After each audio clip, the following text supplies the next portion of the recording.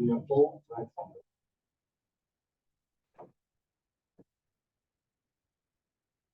Before we get started this morning, I ask that you join me in a moment of silence to Mike Sharaf.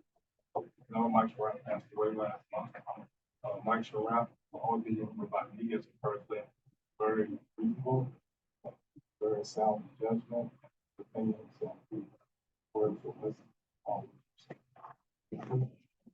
Because you didn't remember Mike, next to him, Odin, passed away last month. I ask you to join me in silence.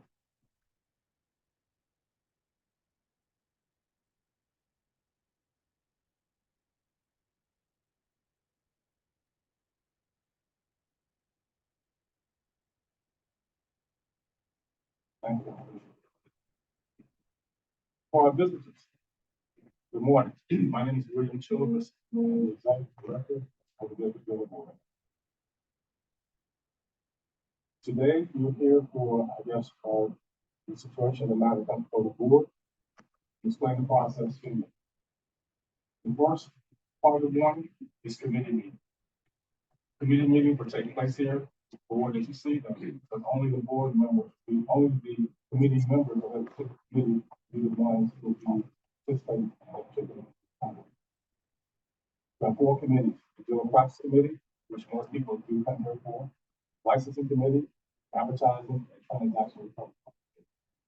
Once those 4 committees conduct their business, then we go into the full board session after about a 15-minute session. So the first time this morning will be the committee meeting. When your case comes up, you'll be called to the podium where you have a chance to speak, argue your case, and answer the questions that the board members may ask for you. As I said earlier, the committees have all been meetings, and we're going to a recess for minutes. The full board will take place, in which at that time we will conduct business. And during the full board meeting, your case will then be called, and you'll have another chance to speak, this time before the entire board. So while everybody's in the room, there's only certain people in the committee meeting that can speak to the case and ask questions. But in the full board meeting, all the board speak. You have a chance at that point to ask questions, present your case as needed.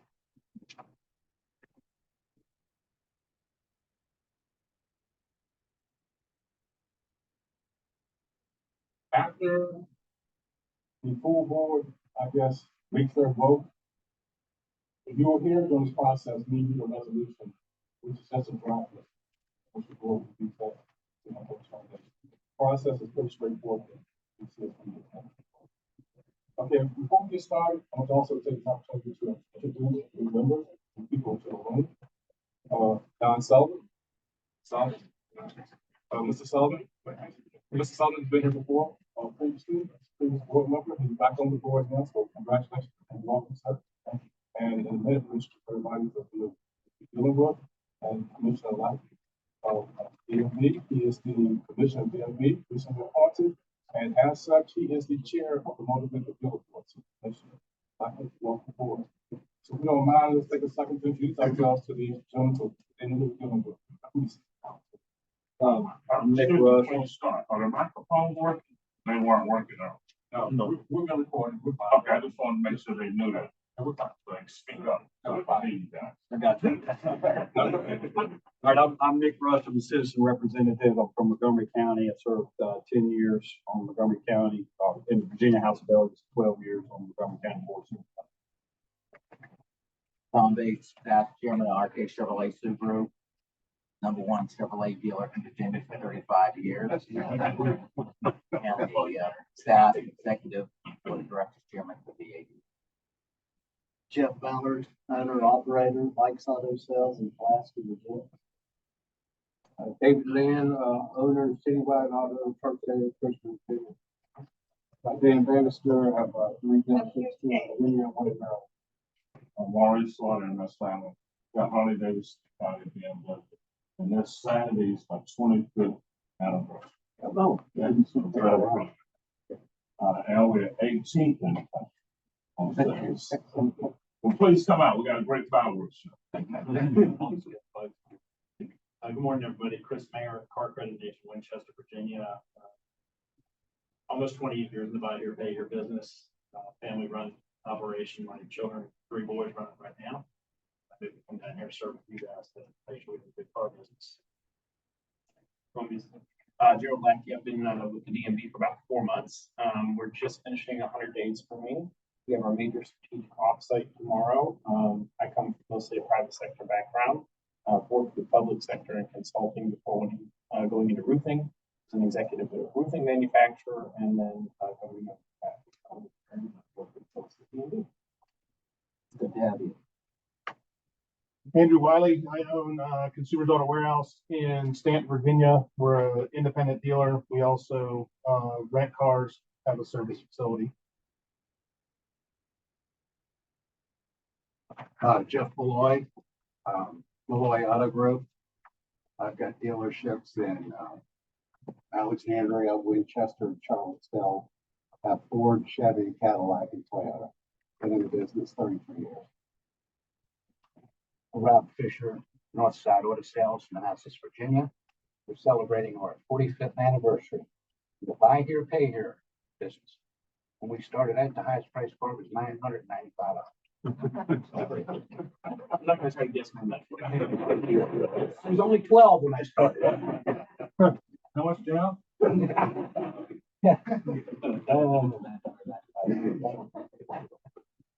Trevor Coley with Camp World RV Sales. We have 5 dealerships in Virginia.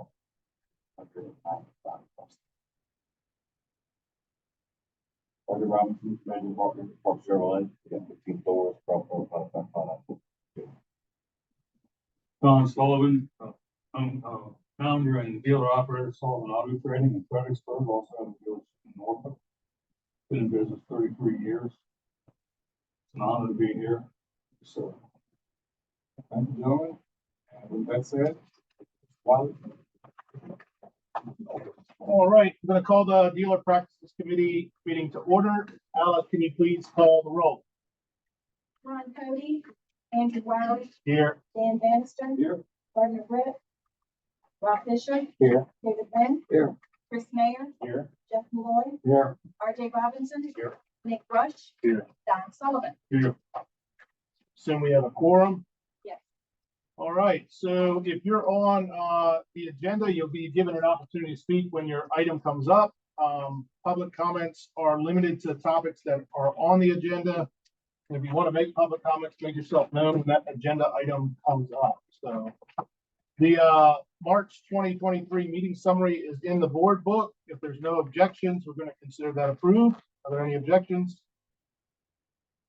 There's no old business from the floor, so we're going to move straight into new business. And William, the first item up is tab 1 from request for variance and hours for Jerry's Auto Service.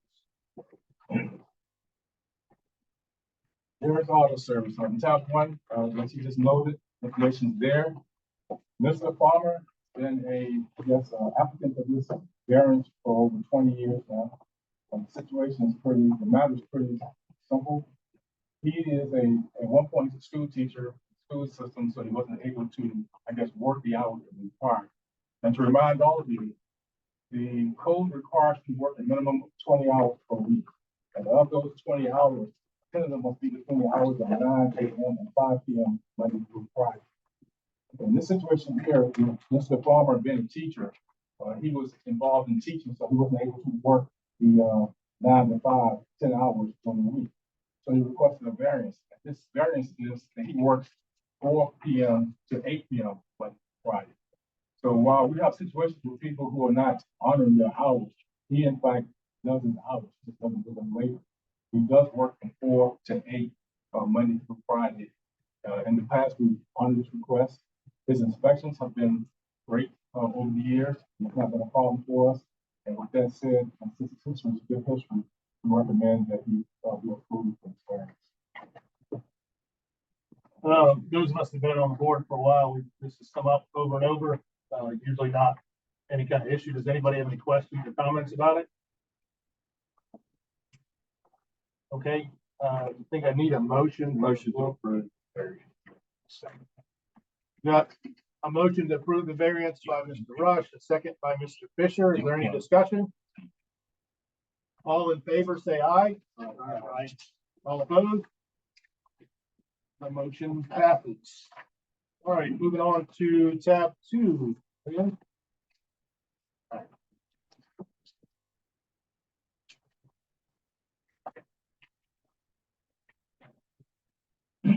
Alpha Auto and Cycle LLC, and Robert Cleola.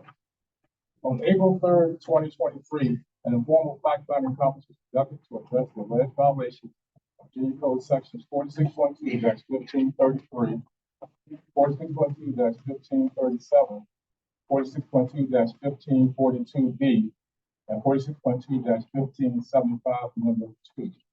Based on the information provided at the conference, the hearing also recommended assessing a civil penalty of $2,400, satisfactory inspection within 30 days, and revocation of license if that inspection is not satisfactory.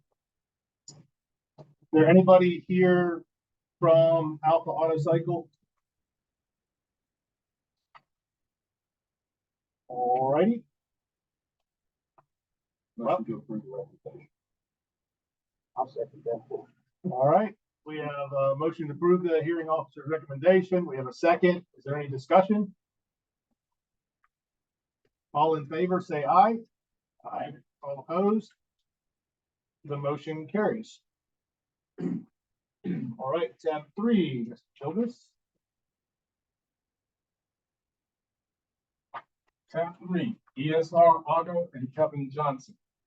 On May 9th, 2023, an informal fact-finding conference was conducted to address alleged violations of Virginia Code sections 46.2-1543 and 46.2-1575, number 2. Based on information provided at the conference, the hearing also recommended assessing a civil penalty of $750 for violation of Virginia Code section 46.2-1533 and a successful inspection within 30 days. All right, is there anyone here from ESR Auto? Okay, there's nobody here from ESR Auto. No, there. We can accept your recommendation. I got a question. Yes. So, William, this is obviously we've had, and just from Mr. Blacky's understanding, if a dealer is not open, when we go for inspection, the first time they get a written warning. Hey, we came by, you weren't there. Please understand under code, blah, blah, blah, this is what you need to do. The second time, we give them a $750 fine. And the third time they have to come before us, or William has to evaluate another fine structure. William, is this the first $750 warning? If so, why is it in front of us? Why didn't you just handle that internally? That's the question. Now, the question is a good question. Anytime we assess a civil penalty against anybody, we have the option. This question. It didn't show. Thank you.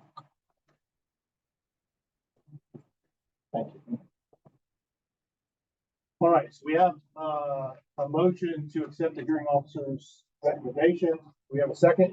We have a second. Mr. Fisher seconded. Is there any discussion? All in favor, say aye. Aye. All opposed? The motion carries.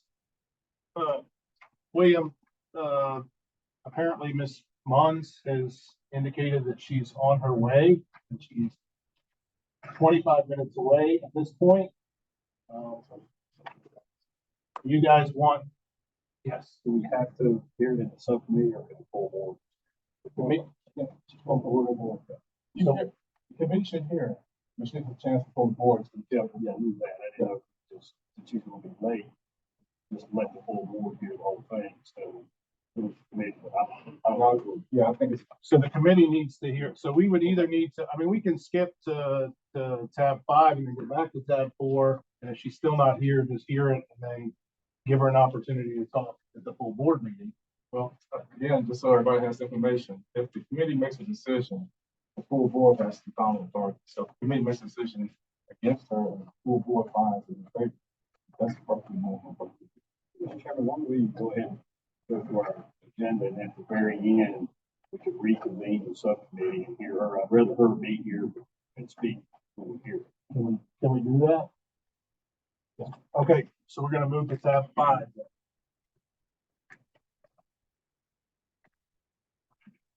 Okay, tab 5, 2K Automotive LLC and Anthony Bivens. On May 16th, 2023, an informal fact-finding conference was conducted to address the alleged violations of Virginia Code Section 46.2-1533, 46.2-1542B, and 46.2-1575, number 2.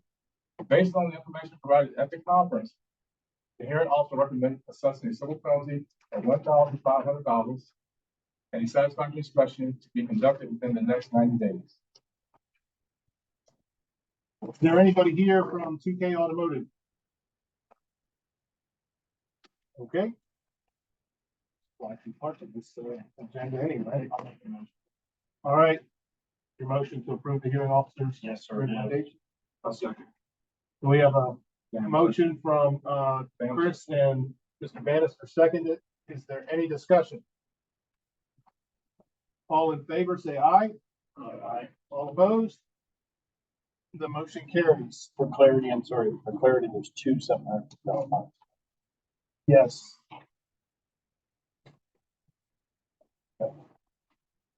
All right, so tab 6. Marathon Motor LLC and Martin U. Onirumba. I got it right.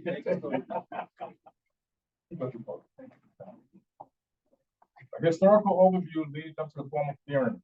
On December 20th, 2022, an informal fact-finding conference was conducted to address the alleged violations of Virginia Code Section 46.2-1529, 46.2-1539, 46.2-1542B, and 46.2-1575, number 6. Based on information provided at the conference, the hearing officer recommended assessing a civil penalty of $27,800, a satisfactory inspection, and completion of a 2-day dealer operator course. At the March 13th, 2023 board meeting, the board adopted a resolution to assess a civil penalty of $27,800, a satisfactory inspection on or before June 13th, 2023, and successful completion of a 2-day dealer operator course on or before September 13th, 2023. On April 17th, 2023, Martin Onirumba appealed the board's decision and requested a formal hearing. On May 23rd, 2023, a formal hearing was conducted to address the alleged violations of Virginia Code Sections 46.2-1529, 46.2-1539, 46.2-1542B, and 46.2-1575, number 6. Based on the information provided at the conference, the hearing also recommended assessing a civil penalty of $28,300, a satisfactory inspection, and a successful completion of the 2-day dealer operator course. Okay, sir, could you state your name and your position with the dealership for us? Morning, Mr. Board. My name is Martin, and he had difficulty. It's spelled O-N-Y-I-R-I-N-E-A.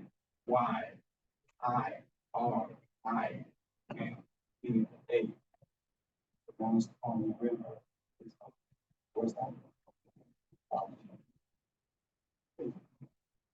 Well, we appreciate you coming. I guess to review what William just said, that those of us who've been on the board have already seen this case once. And according to the notes, you didn't feel like you got notified properly, so you didn't show up. So you appealed, had a formal hearing, and then now we're back here so that you can have your chance to share your story about this, right? That's very correct. During the last week, I was supposed to have been here, did not get that mail that invited.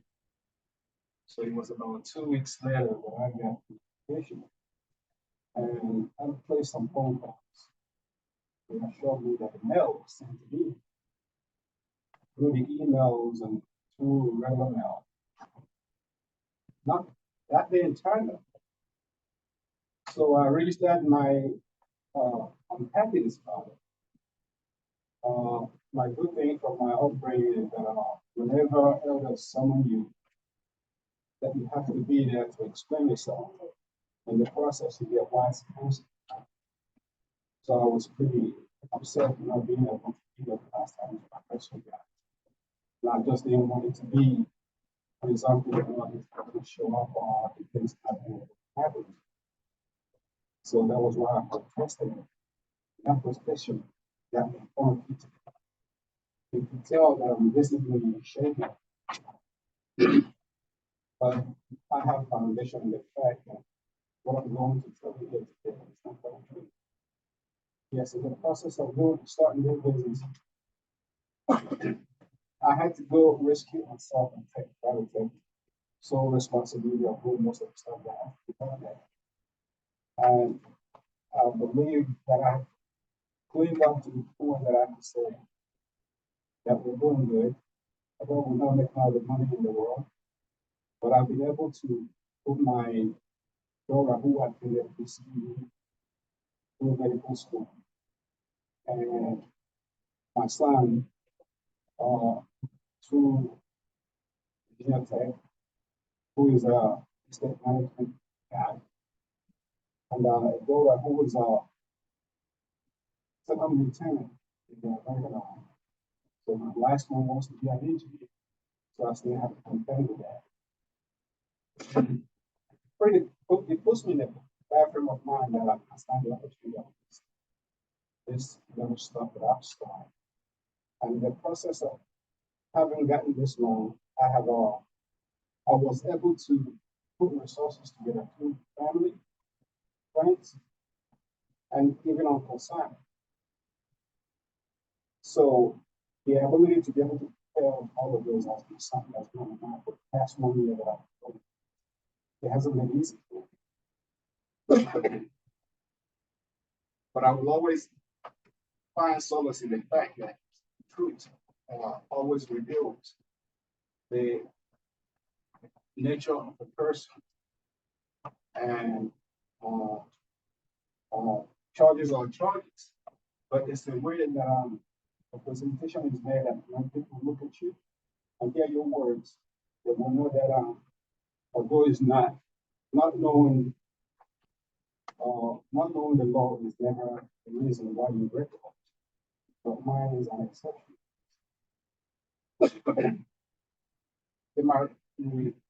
The assumption is, yeah, you went to school, but those things that we're talking in school, you want to put them in practice.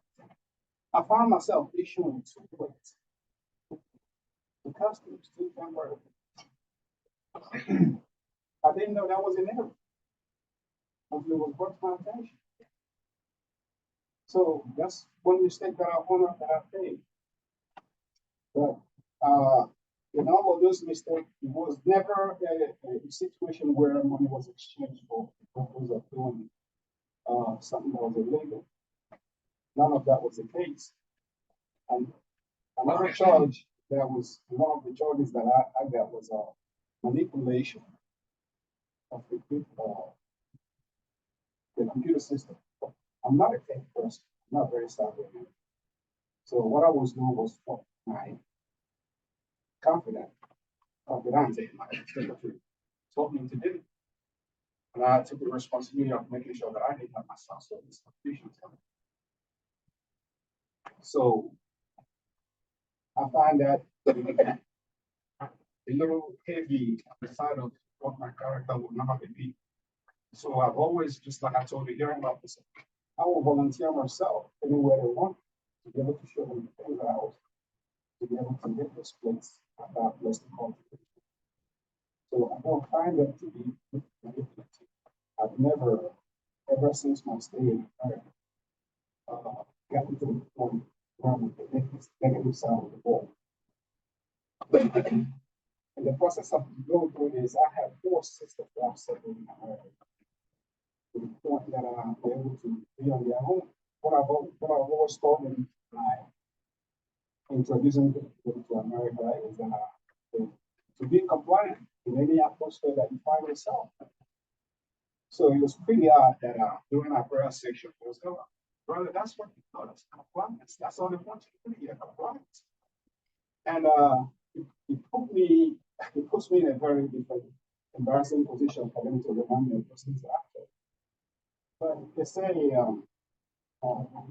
knowledge is not patent. The wisest people is not us. So I took that counsel, and then I've been able to manage myself to the point that I'm here talking to you, which is what my desire has been from the onset. Yes, there was no disrespect, I'm not being at the last. But I know through the help of the hearing officers that presented me the evidence, the person that signed the letter that came to me, his signature is very visible in the package. Till this day, he's my next door neighbor. The reason why he hasn't given me that, I'm not confirming. I'm trying to decide. I asked the hearing officer, what am I rights? What can I do to him? So what we have advice you to do.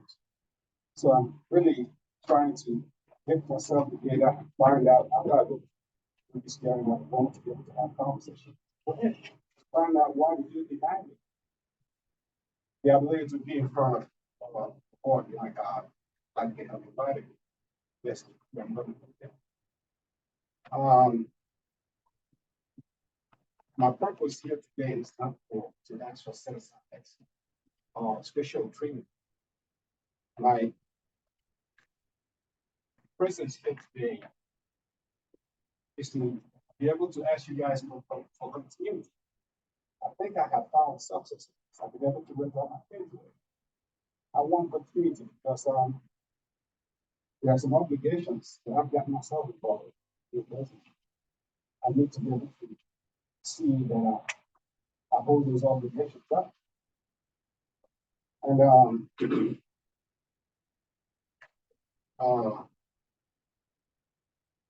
in the context culture that I was raised in, it's usually embarrassing to be called all the dealers in the entirety of the state. You little one gets called up. That's is a mark of disgrace in the family. It's a mark of not being fought right. So I'm really totally embarrassed that I'm saying what I'm not able to be here for some very happens to a very good. And in the course of going through this, all the hearing officers were all very, very nice to me. And I have not felt, I didn't felt many times that I got to let them know that the relations officers that can do their job, I have a very good relationship with them.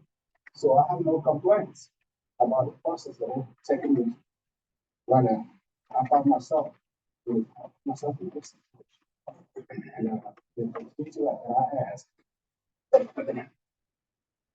is for you people to find out, you gentlemen, finding the way that I could probably be allowed to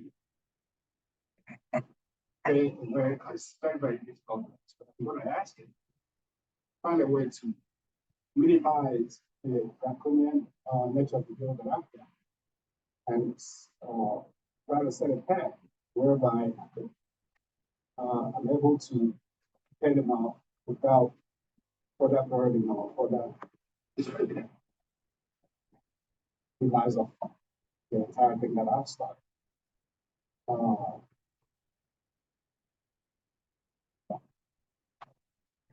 This is a learning experience for me. And it has exposed me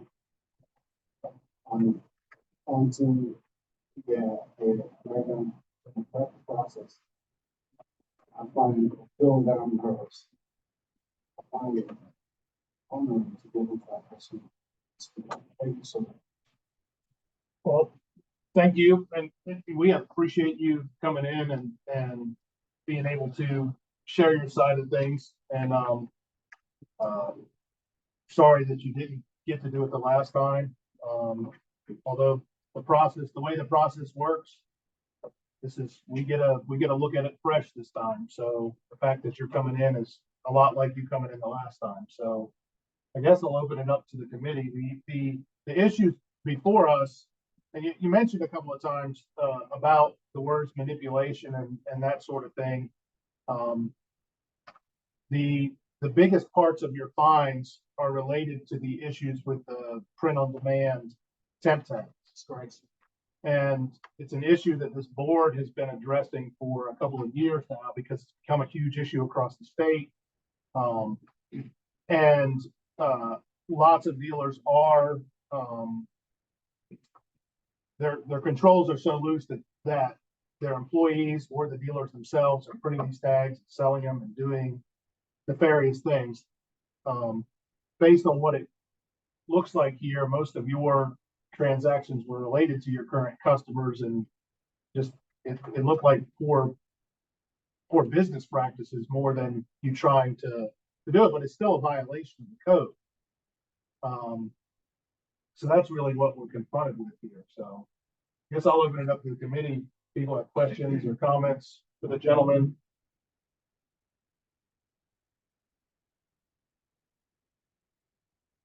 But you had, 536 print on demand plates, tags printed.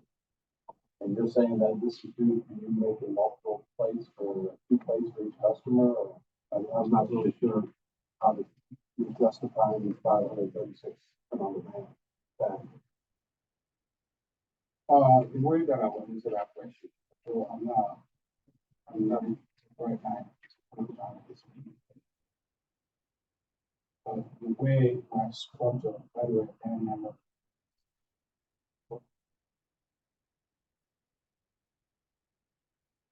I don't have any opposite. So I use different mechanics. Now for calculates subdivision. So we have lost cars. We don't have what car that we have to take now. See on the street, what's up? You get off. So you can operate, and we have to like 5 daily tags. We don't have all those cars. As the worker. So that'll be efficient. So somebody buys a car and you got a different four sets of plates for them, or your other plates you're talking about, it says mechanic and sit on the side of the street. I'm not sure about that. Because it's you're printing plates for people, cars that nobody owns, or that the company owns, or Car that company owns. you're printing plates for those. Just send them. So And that's print on demand. no, plates so they're different. Those would be different violations. You've only been cited here for print on demand issues, not for transport tag issues. What you're talking about is a transport, which you issue the same way, but it's a completely separate system. So he's saying he's got a car he bought from auction. I see. That's why I said that. That's why I'm asking about the 533. Yeah, so not the transport. yeah, they're not even mentioned as part of the record. So the fact that you would print, which you can't do, the transport tax for that either, isn't part of what you're in front of us for. It's just for the 30-day plate that have been issued. And you show 79 retail sales in Virginia for the previous calendar year, but yet you have 536 of these 30-day plates issued, which is more than 2 per 6 customer. In reality, could issue transport tags if he was transporting cars here or there. Right. But he's issued 30-day tags, which are meant to go to consumers on the sale, and he's issued those. So that's, if I'm correctly coming upon, is that correct? These are cars that you've owned, that you sent to a mechanical shop for repairs, or you have to put them on the street for whatever reason, stores, whatever. You're putting a temp tag, right? That's correct. When you took the dealer operators class, how many years ago did you take the dealer operators class? I would say about 4 or 3 years now. We opened it 15 years ago. Yes. So you took it in 16. Were you taught that you could only issue one set of temporary tags to a car in Virginia? I might have been taught that specifically, all the time was like example. Yes, I would. Was there anybody in your operation? And this is what we're all looking for. This is why we're all beating around the bush, and we'll go right to it. Was there anybody in your operation selling temporary tags to people you did not sell cars to? Yes or no? Not to my knowledge. So, and I'm gonna ask you this question. 596 536 sales indicates to me that tags were issued for cars you didn't know. And that's what we're concerned about. We're concerned about people who are out there beating the system, selling temp tags to people that didn't sell cars. There was a young lady that was a confident, but she's not at the so I empowered my situation. Trying to defend the risk. And I've taken sole position on anything that only by myself.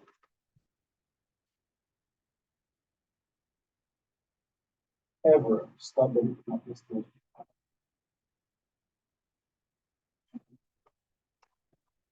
So the issue before the board, is that when we levy these penalties, we have to be consistent in how we do it based on the circumstances. So, the number that we've come up with on this per temp tag issue is actually lower than what the code allows by a great deal, actually.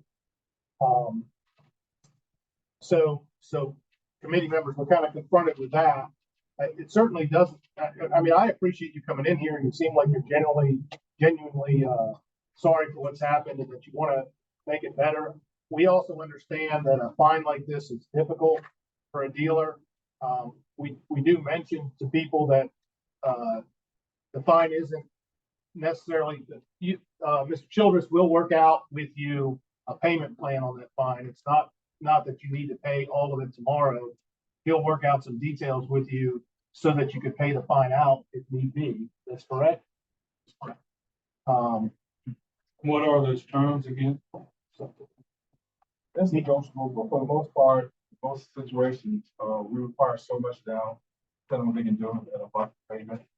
Situation like this one, but usually don't do it more than a year.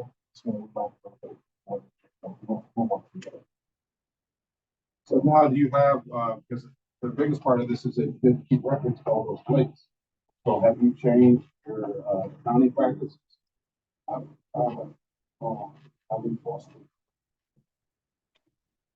All my field is out. That's just. So before, how were you doing it? Because you need a computer to be able to print the plates. Were you doing them or somebody else doing them? I would like to do it.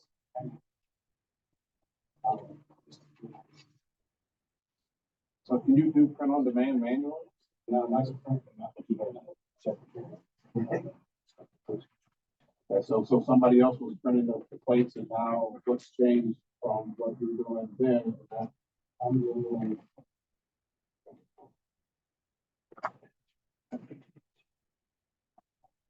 If I get them back, I have another thing. Okay, so, what we have before us is a formal hearings recommendation was for a civil penalty of $28,300, a satisfactory inspection, and to successfully complete the 2-day dealer operator course, which would mean essentially going back to take the class that you took in 2016 to get your knowledge back up to speed with any of the changes and catching up. It does seem like you've had some violations in the past before as well. Does somebody from the committee have a motion? I'll make the motion. Second. Well, he's got to make the motion. I'm ready to get quick off the top. Nick's ready to go. With all due respect, sir, I'm very appreciative of you coming in here and telling us about your family and kids. And many of us have children we have dealt with the same things with. This is a fine that's realistic. It is fair. And I think with the willingness of the Motor Vehicle Dealer Board to give you a payment plan you can afford to do, it's going to be my motion to move forward and accept the hearing officer's recommendation on this. I second that. Second, what Chris said. I'm very appreciative of the story. William being able to work with you, so it doesn't destroy your business, but with this many violations, what we've done in the past, we have to be consistent. To be for fairness. So we have a motion and a second. Do we have any other discussion? All in favor, say aye. All opposed? So the motion carries. So, just so you know, we're gonna finish up our committee meeting, then we have three other committee meetings, then there'll be a break, then the full board will hear this again, and you have an opportunity to come speak again if you'd like at that point. Shouldn't be too terribly long. We don't have a lot more on the agenda, so I'd encourage you to stick around for that. Only the members of the committee were actually allowed to vote just now. The full board can vote in a different way if they choose. Okay? I heard you. It was my intention to stay. But I didn't hear you talk about. One other thing I would add to that. About 6 weeks, we have a dealer operator class in Norfolk, Virginia, or in the Virginia Beach area. So I encourage you, it's a requirement of right now of what you've been fined with to attend the dealer operator class. It's a 2-day class, and that'll give you an opportunity to get freshened up on all the current things you need to be doing. It'll be a great class for you. I just encourage you to get into that class. It's going to be in your area in about 6 weeks. All right. Thank you much for coming. Is there any follow-up to that as far as, if you take the dealer operator class, but, it seemed like the first time you took it, you didn't understand. So that was back in 16. It was, yeah. Okay, so this time, there's any kind of level of understanding that he doesn't have to take another test. Is that right? He has to take a class. He has to pass the class. That's part of what's on here. He does not need to go to DMV and take another test. That's the class. So he'll know whether he passes or not. Yes, sir. Okay, thank you very much for coming in. You can have a seat. We appreciate it. Thank you. All right, so I guess at this point, we can either go ahead and hear the case, still not here, or we can suspend our committee and reopen it after the other ones. What do you guys want to do? I suggest let's go through the committee and we make a decision and come, or he or she can come and talk to us at the full board. That's fine. All right, well, let's go with that.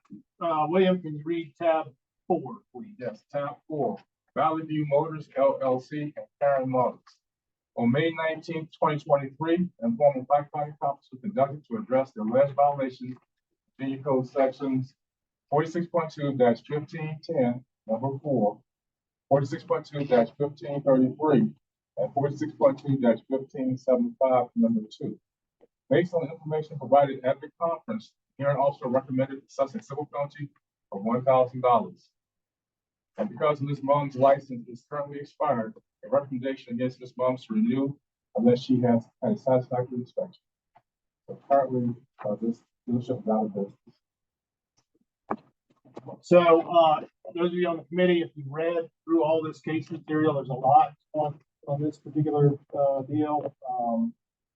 The dealership was visited on a couple of different multiple occasions, was closed. Office hours weren't posted on the door. The dealer operator has a lot of excuses for why the sticky notes fell off the windows and stuff like that. But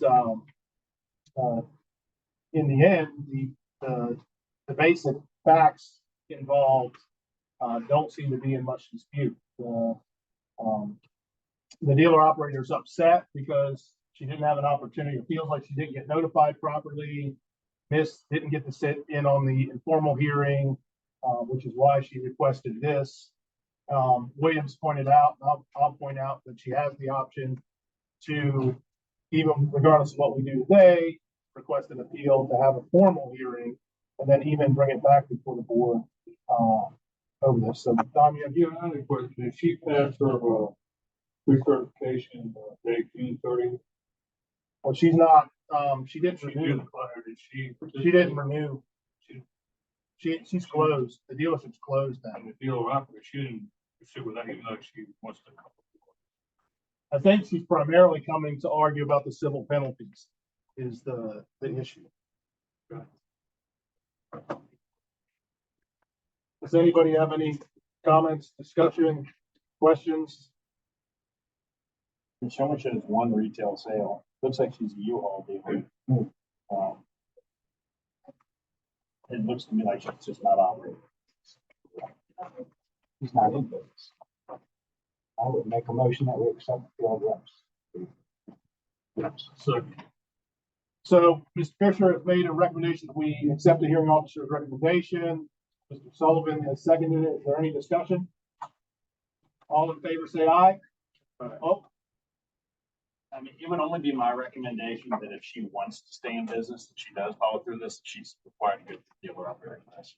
Well, She gets fired. She has to start over. she has to go in. She has to start from scratch. So she doesn't have her dealer operator act. Okay, good, then we're good. Cool. all right, so we'll do that again. All in favor, say aye. Aye. All opposed? The motion carries. So the next committee meeting is there any new business from the floor? Hearing none, the next meeting is September 11th, 9 a.m.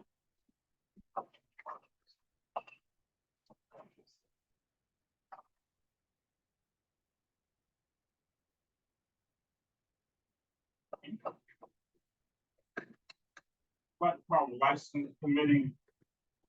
Alice, can you call the roll for us, please? Maurice Slaughter. Here. Rob Fisher. Here. Jeff Ballard. Here. Tom Bates. Here. Martin Brett. Trevor Coley. Dennis Elmer. David Lynn. Here. R.J. Robinson. Here. Michael Boyd. Got a forum? So, Like to talk to the public, we're gonna have an opportunity, you can speak it. And issue comes up on the agenda that's related to you, we'll be given a full opportunity to speak at that time. All right, so I'd like to move for approval for the minutes from the March 23rd meeting. And if there's no objections at this time, I'd like to move that those meeting minutes are approved. All right, any old business?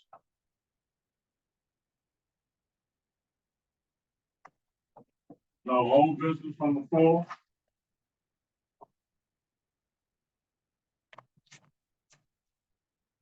I have no new business at this time. Is there any new business from the floor? With that being said, our next meeting will be September 11th, 2023, and we'll be holding the meeting following up with the full meeting. Thank you.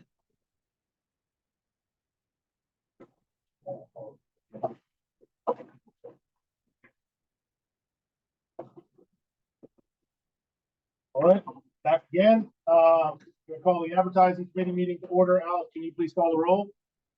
Andrew Wiley. Here. Jay Bannister. Here. Jeff Ballard. Here. Tom Bates. Here. Michael Boyd. Trevor Coley. Dennis Elmer. David Lynn. Here. Jeff Boyd. Here. R.J. Robinson. Here. Nick Roach. We have a quorum. Regarding public comment, public comments are limited to the items on the agenda. If you have something to talk about, if something comes up, make yourself known. I'm going to move for approval of the March 2023 meeting summary. If there's no objections, I'm going to consider that approved. We don't have any old business on the agenda. Is there any old business from the floor? Hearing none, we have no new business on the agenda. Is there any new business from the floor? Again, hearing none, our next meeting is scheduled for September 11th, and I'm going to adjourn the committee, the advertising committee.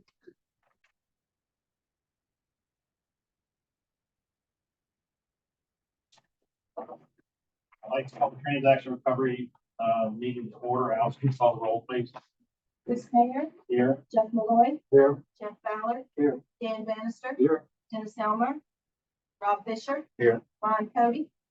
Nick Rush. Here. Maurice Slaughter. Don Sullivan. Here. Andrew Wiley. Here. I think we have a quorum, Alice. Yes.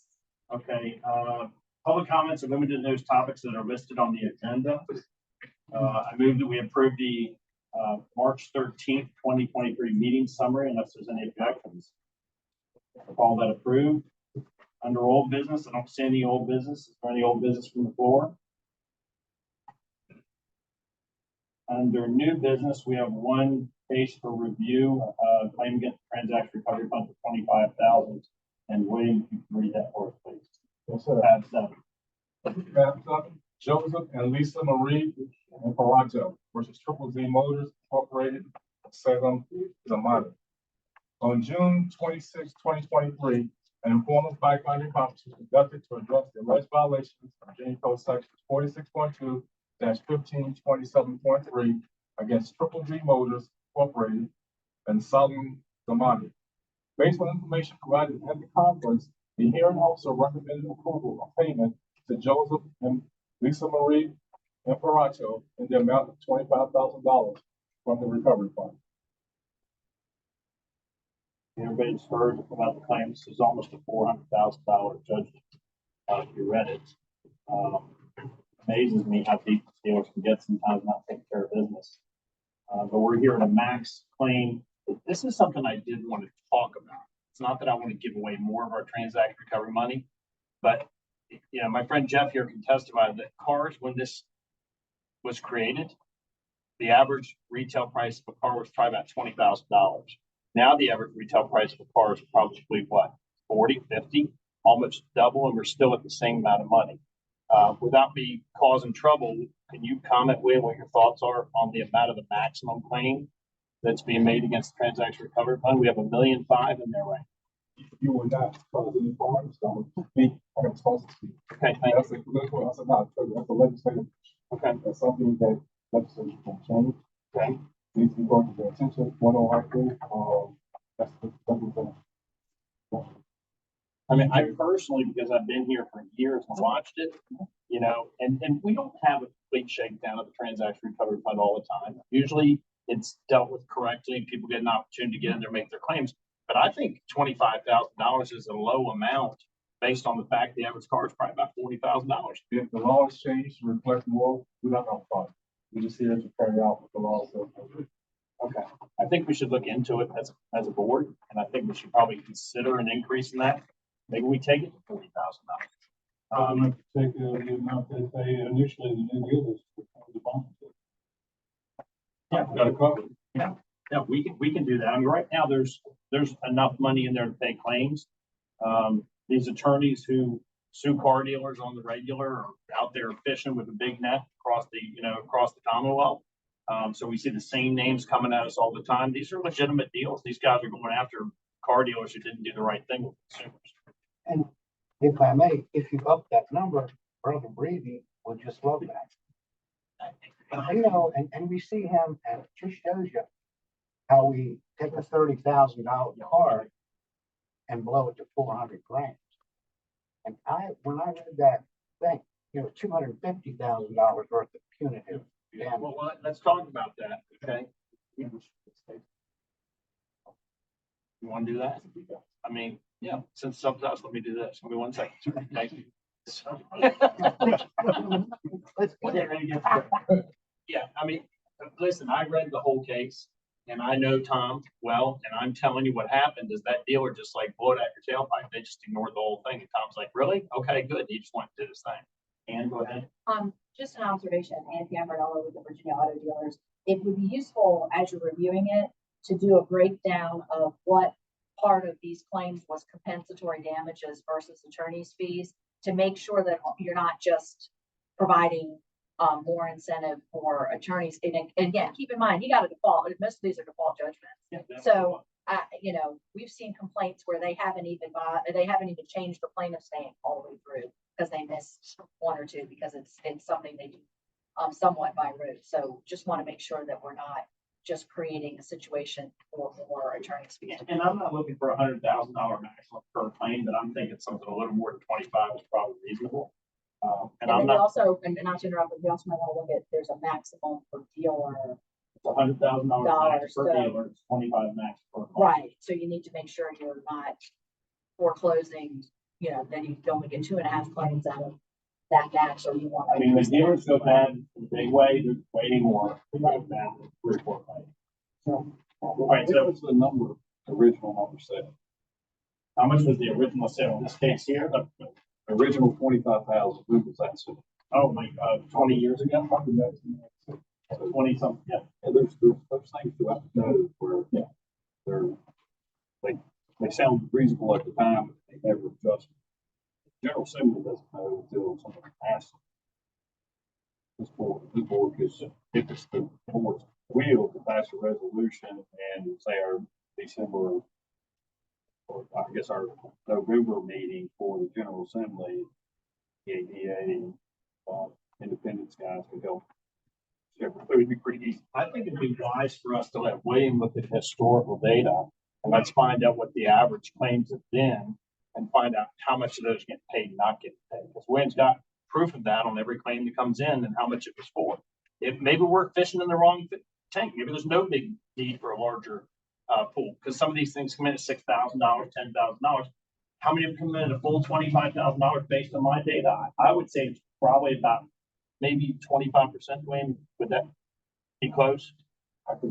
I'm guessing 25% coming in a full 25 grand per pop. Yes, sir. Say if you keep it where it is, it's less likelihood of an attorney wanting to get involved, get more also. I don't like feeding the attorneys to feed us. Okay, just so you know, so I don't like that at all. I'm just trying to think we need to be prudent in adjusting based on, I mean, just the cost of a dollar right now, the devaluation. My question would be, over the last 4 years, how many claims and for how much money? That's what we're If gonna we find can out. get those numbers. Yeah. Just over the last 4 years. So I don't think we have that big a problem. You know, I don't think we need a motion for that. I think we just ask William to come up with those numbers and bring it back to us, maybe at our next board meeting. So that being said, is there any questions about the current claim under tab number 7? Any discussion? Yes, sir. I would just like to know the difference between this and when an attorney sues a dealer or somebody to get money. What is the difference? Is this for the customer? This is an attorney who sued a car dealer to benefit a customer. This customer traded in a car that's never paid off. Right. The consumer's credit was slammed, which was another reason they got so much money. And that does happen quite often. Well, I understand that. We get sued all the time, and most of them are ambulance cases. And so I know most of us know about that. So if someone gets some of this money, are they able to just go back to civil court also and get some more? And maybe we should look at what they got there, because there's a series of about 10 attorneys in Tidewater that their specialty is to take any gripe, taking a company that has money to go after them all the time. There's 4 that I'm aware of in the state of Virginia that are always on this list here. Okay. I've talked to all 4 of them through the years, negotiated many settlements with dealers. You know, a lot of times it's just conducting business on behalf of your dealership. If you just put your head in the sand and they get a judgment against you in your absence, that's a detrimental thing. If you negotiate through this with the attorney, that's what they're looking for. They're looking for a quick $5,000 or $10,000 settlement, sometimes 15. You can slow things down by throwing a check at them. Right. So and you know about this space. So Right. yeah. So I'm saying if they have gone through court and recovered money already, and they're just looking for a free donut from us. When there's nobody there. The transaction recovery It's just when nobody. is there when the guy's belly up and bankrupt.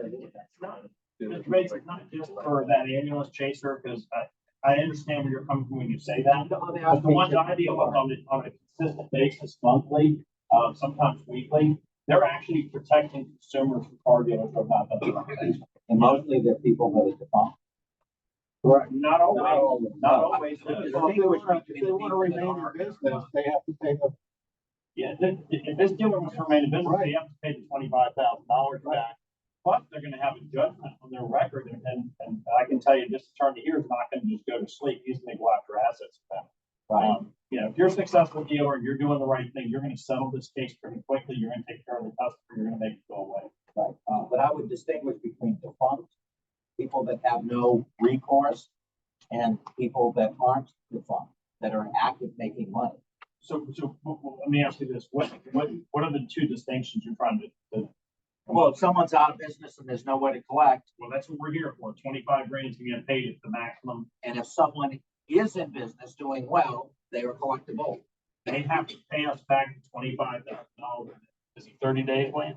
Within 30 days, if they don't, we'll suspend their license or revoke their license, they'll repay. Well, Yes, that- ma'am. in that case, if that's the case, is that the case? Well, and maybe Christian. I'm can not correct sure what me. the question is, though. Well, but I mean, I would just say the code doesn't permit the board to distinguish between the two dealers. It's just the fact that if there's a judgment against the dealer, the fund is available up to $25,000. And it's recoverable, whether the dealer is in business or not in business. Right, And then William and his staff would take care of collecting the 25,000 back as a fund from a dealer, whether they're defunct or not defunct. and I'm saying, Well, I think this answers the question. Christian, correct me if I'm wrong. If Mr. Breeden were then to be able to recover any money from this, they would have to pay back the fund, correct? Don't they assign the claim up to that point to the board? Yes, the board has a recoverable judgment of $25,000. Right, so if they were to get any, you know, they could Right. go after this dealer for the money too. So this is sort of the last resort money. It's not. So to your point, I think you're wanting to make sure that the fund is not paying out when there's other recoverable money. It does not, because it has the right. It's going to it's going to do its function in the beginning and pay it out, but there'll always be the ability to collect it. well, with Yeah. the, with Because the, the fund's gonna look after the consumer off the which is bat. what we Right, want. right, which off is the what we bat. want. And with the interest rates and all the rest of things going on right now, if someone's defunct, they go in chapter 11, chapter 13, like popcorn. So if someone goes out of business and to protect the consumer, I think we should be very available to help. If someone's in business and just doesn't care, there's a few of those left, not many, they should get spanked.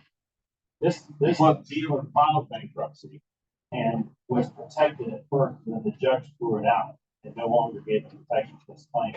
And then they came out with transaction recovery fund for $25,000. The good news is when you look at historically how many people are shaking down the fund, it's actually pretty reasonable compared to the amount of property sold by dealers in general. And I would say the majority of our payouts are the people where the dealership has gone out of business. Many of them, yes. Yeah, there's been a couple where the dealer's still in business, but they get a wake-up call from Right. William where they need to Right. straighten up, pay up, or they're gonna be out of business too. You can't stay in business and cheat your consumers and make claims against the franchise. I don't think we have a problem, Mr. Bates. I'm telling you, I wanted us to look at the dollar amount based on the historical data and the value of the car, you know? Well, mostly it's my education. I want to make sure that the consumer is being protected.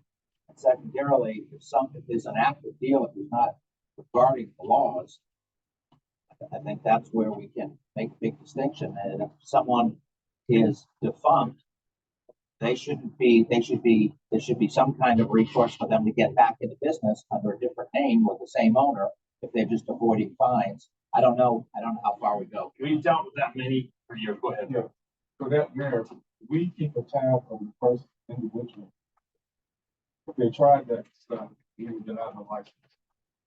Under the fact that they owe the state $25,000.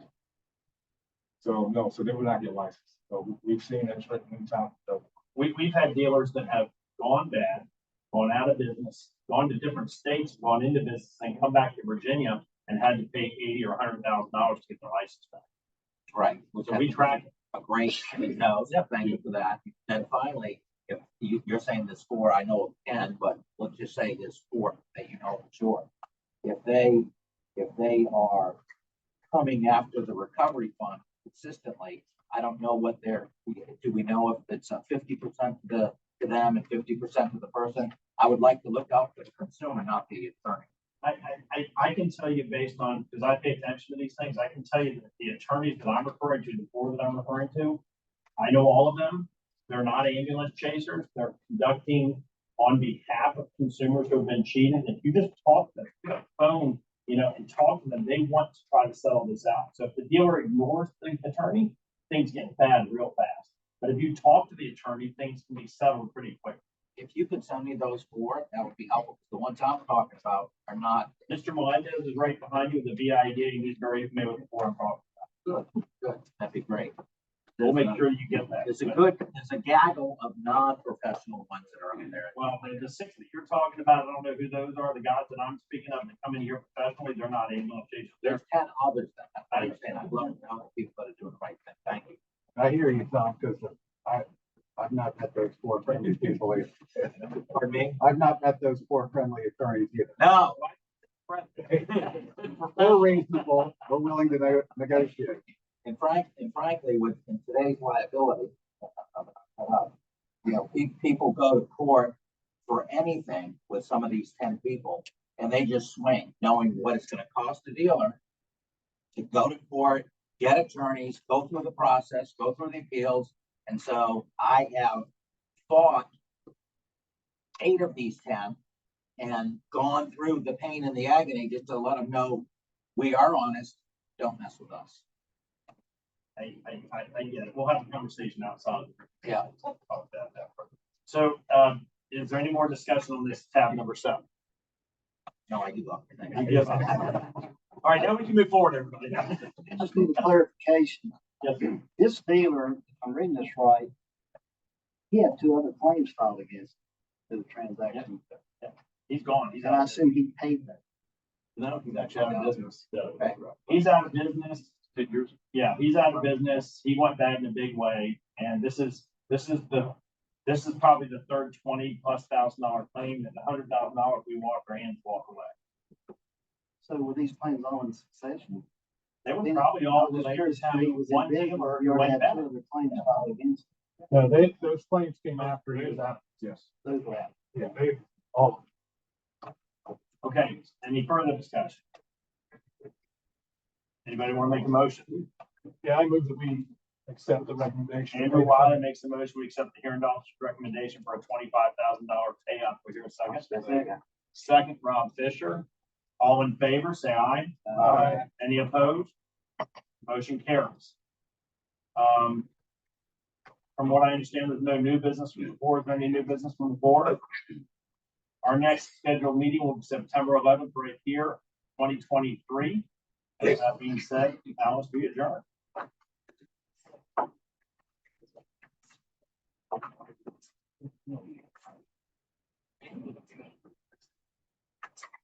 All right, we're gonna take a, I'm trying to figure out when we're gonna take a 15-minute break and then, we'll come back and do the full one. We'll come back to the 10:25. That's great. Yeah. Oh, yeah.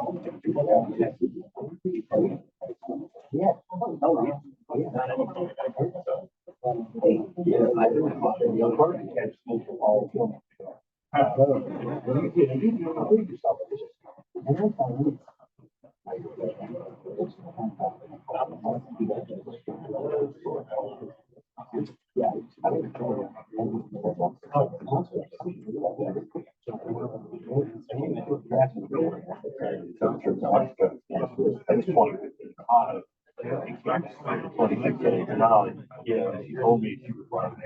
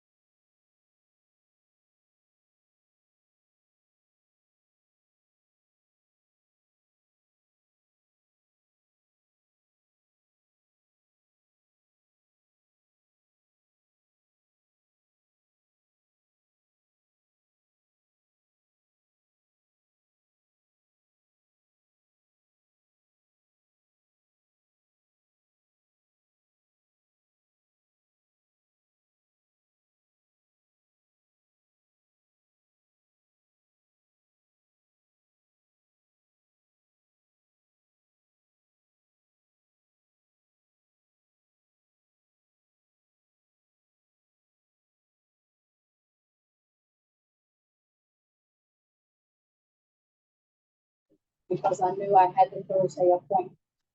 But I did forget to email that change of hours.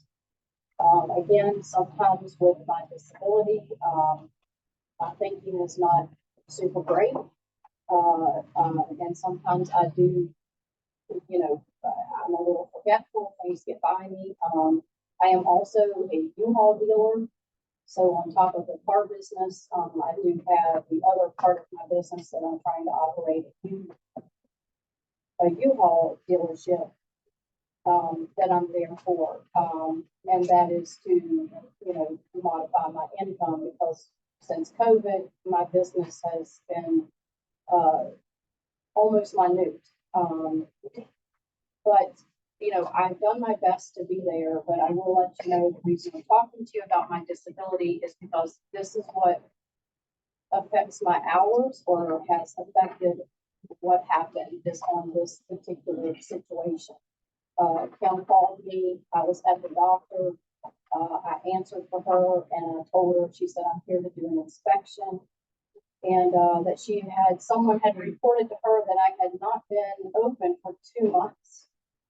And that my window blinds were closed. I didn't have any cars for sale. And they wanted to know how I could keep my dealer's license without being a dealer or being open. I've never closed for 2 months. My building is set up so I leave my window blinds closed anytime it is summer because I am brick and glass only. That is how my old 1970s building is made. It gets very hot if I let the sun in. So I keep my blinds closed, which is not anything that affects anyone. My signs are still there that I'm open, or my door is open itself. I did close for COVID, like a lot of us had to. Being told that I was a non-essential business, I closed when the rest of the country closed down. But other than that, I've never been closed for 2 months. And I really wanted to know who had called her to say that I had been closed for 2 months, because also keep in mind, as you see, I am not a very large female. And I am there at this dealership by myself at all times. And so, I do have to be a little careful of my surroundings and things because I am there by myself. So, I watch my security cameras and things because we've had a lot of vandalism and things like that in the area that I'm in. But on that day, she called me. I was at the doctor. I let her know. I was at the doctor. I said, I worked yesterday, which was not a scheduled day. I worked yesterday from 9 to 5. I had the doctor's appointment today. And I said, I just forgot, to email the dealer board. And so she said, okay. And then, she told me everything that someone had said, but that did concern me that somebody had been watching me for 2 months. I have pictures here of my car lot. At that time, I had 10 cars on my car lot. So my car lot was not empty, as that person had said to her. Just because you have your blinds closed does not mean that your business is closed. So it did concern me quite a bit that she said someone had said I wasn't open for 2 months. It kind of bothered me with me being there by myself that someone is watching my business for 2 months straight.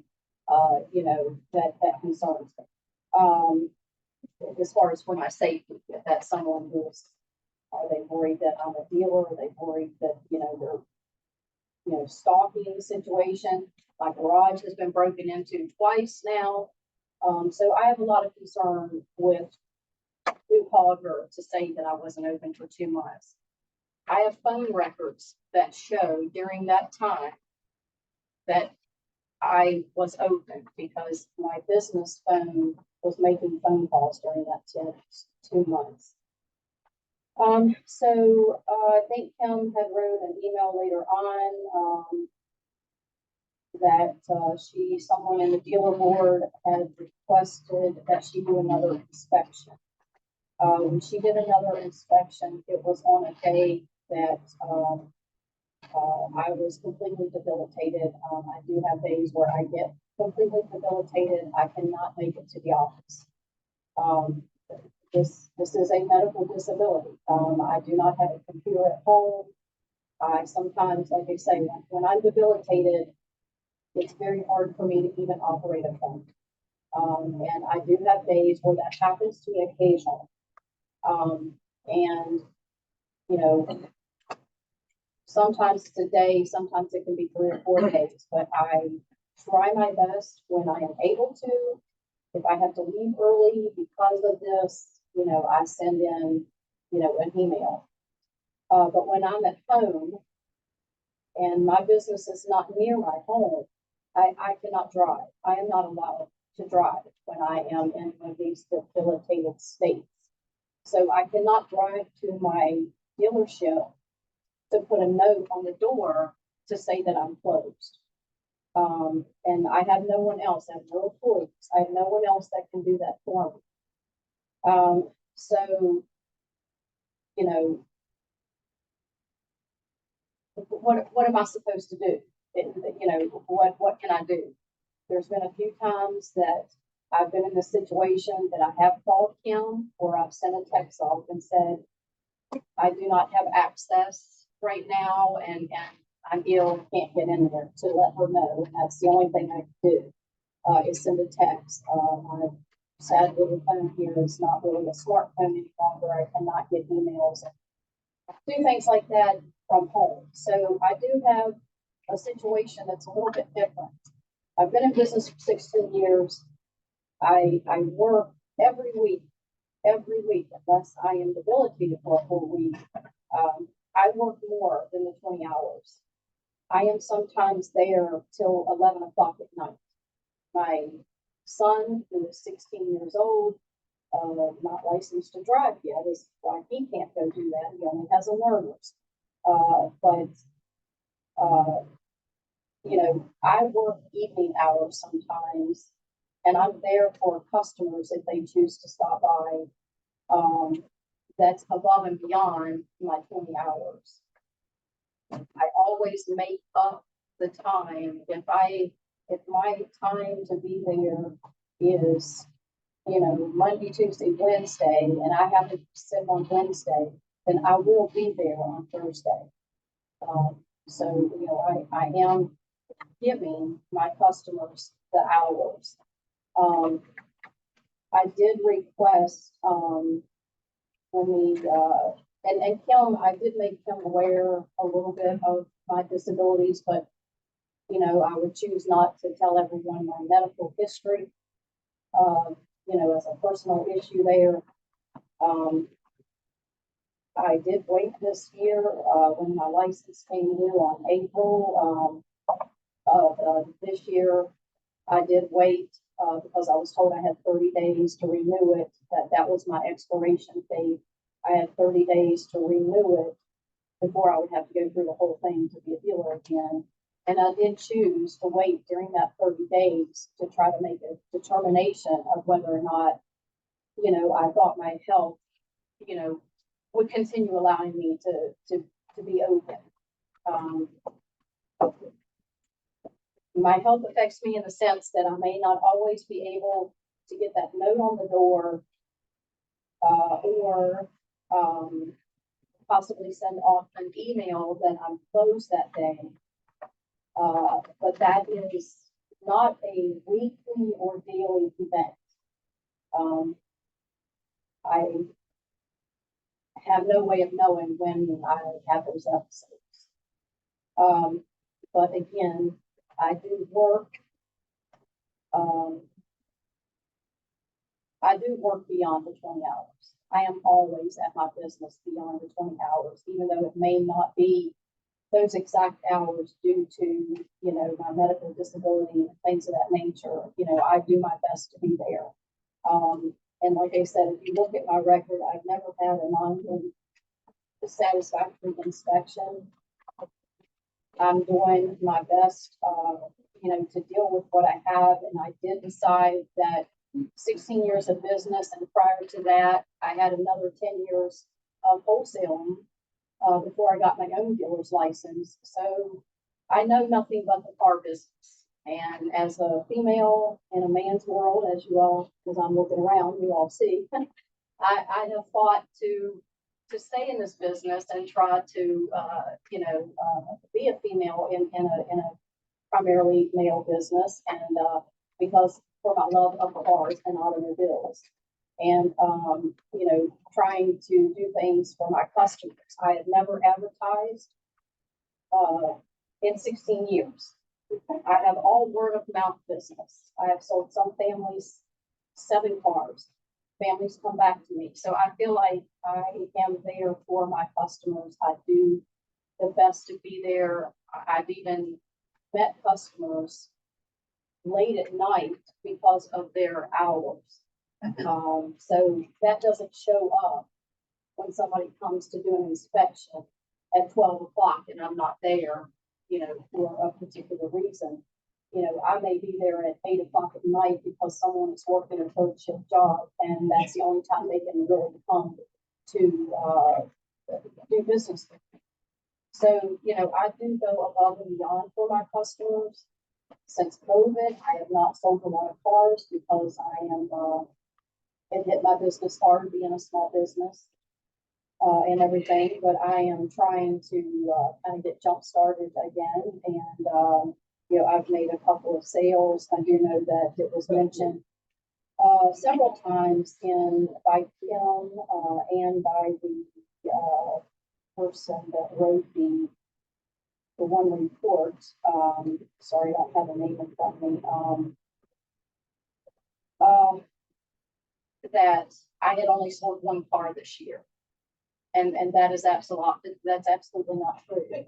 I have 3 files here that shows 3 cars sold, but yet I'm not sure why that was important to be included, in the report, because I don't have to sell a car to still be a car dealer. And I felt like someone putting in the report that I had only sold 1 car made it sound as if I wasn't there. I am there. I do work. I do have a disability that I deal with, and I do my best to deal with it. And I just don't feel that I should be fined for something that I can't control. And if I had a history of non-satisfactory inspections, I would totally understand it. And I heard in tab 1 that someone had requested a variance in hours. I did not know that that was even an option. And with me speaking to Kim about my medical issues a couple years back, it would have been nice if she would have told me at that time, well, maybe you can ask for a variance. Because I do have, during these times, it's very hard for me to get going, but I can work a little later in the evening sometimes. So had I known that, I could have requested the same thing that the gentleman did in variance 1, but I just didn't know it was available to me. Let me just see if I, one thing I did want to also mention is that I didn't just not show up for the informal fact finding. It says I wasn't there. I had sent an email the day before because sometimes I can kind of feel when these episodes are going to hit me. Sometimes I can't. Sometimes, they hit me unexpectedly. Sometimes I can feel in my body when they're going to hit me, and I can send an email ahead of time knowing I'm going to be closed the next day. I knew I wasn't able Thursday to make that fact finding on Friday, so I did send an email off to the people that I was supposed to let them know. Please, can we, get another date for this due to my medical reasons? And I was denied that. An email was sent back to me because I had to leave my office. I was sick and I had to drive home while I could still drive home. So I just sent an email and I said, could you please, get this set up for next week or the following week? And instead of saying, yes, we'll grant that to you and we'll, set it up for you, we'll let you know what day works. I was sent an email back later on, hours later, that said, oh, make sure and send us an email back if you still want to change the date. So if I'm going home because I'm sick, I don't understand why I was asked to send a second email to say the same thing as the first email. I had requested that it be moved, the fact finding, so that I could give them information. And I was not allowed to do so. And to me, I felt like that was not fair because one of the person that handles the fact finding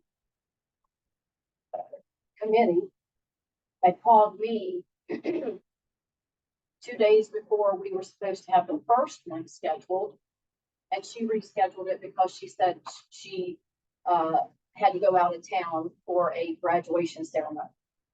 So there was one phone call from her that got that one rescheduled. But when I requested it, I was not allowed to request to change the date. So I don't think that that's quite fair that I wasn't given that time, because I believe if I would have been able to give her information on the whole thing, I think she may have came up with a different fact-finding conclusion. In her report, she said a lot of things that were not true. She said that they had called me several times and my phone was not working. My phone was working, but my voicemail had become full. So when my voicemail is full, it doesn't do a recording. It just simply says, whatever recording comes up, that the person has to set up a voicemail. When Kim came to inspect me that day, if you'll look in her report, she said there's a FedEx slip on the door. This is the day that I was healed. And I brought with me to show you, and this is what I was going to let them know in the fact finding. This is what my phone works off of. Okay, it's a Verizon home landline unit. It works through a cell phone. I have a landline phone at my business, but it actually goes through a cell phone. My unit stopped working. I called and had Verizon send me a new unit, which I received that day. That's what that FedEx was. And I can pull up the document to show you that is from Verizon. That is why my phone was not working that day, that it said that it was not operational. It said that it had been disconnected or something, whatever report. That's what that FedEx slip was. I let him know that my phone stopped working because this is a 4G unit and I had to upgrade to the Verizon cuts it off automatically when they changed it over to 5G. So I had to get a new unit. So that's what this old unit is. I let him know that. So as far as that goes, I never had a non-operational phone other than the fact for one day, my phone box was not working from Verizon. I emailed them or called them and they had it overnighted to me the next day. So that is again something that is beyond my control. If my phone stops working with Verizon, I did everything I could. I called them. It was operational the very next day.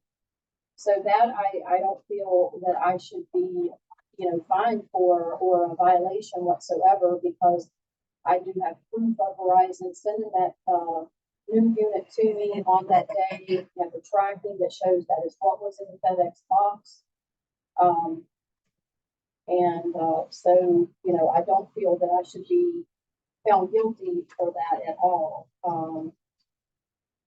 And I'm trying to think what the other two violations were.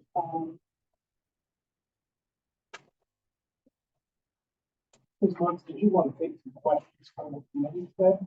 The board? Yeah, that might help to help me get, yes. Yeah, I appreciate your Sorry. perspective on the situation. I think we can ask some questions of you and then we'll see what we do next. Okay.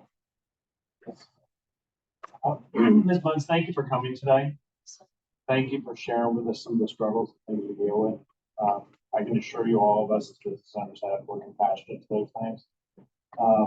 Understand that there has to be parameters that we operate in. You know, and I don't believe it's anybody's intention in the room to make that hard for you to deal with through any struggles, dealing with your health. I'm gonna ask you a couple pointed questions because what I want to try to do is help. You know, you have a 16-year-old son. Is he involved in your business? Does he want to be involved in business? And he has other aspirations. So the property you're at there in Harrisonburg, you've been in that property for 16 years, or maybe you have?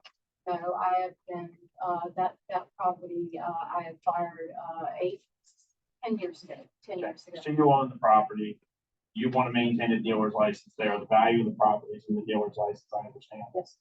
How many cars did you sell in the last 12 months? If you just give me a round number. Right now I have 4 on the books. You have 4 on the books. So what is your game plan, if you don't mind me just asking? What do you want to accomplish? What is your goal? Because if you're selling 4 cars, it sounds like you're backing up and you're losing money now, unless you have another source of income there. Yeah. Well, U-Haul. So you're doing U-Haul on the regular right now? Okay. Well, yeah. The thing with U-Haul and one reason why that supplements my income.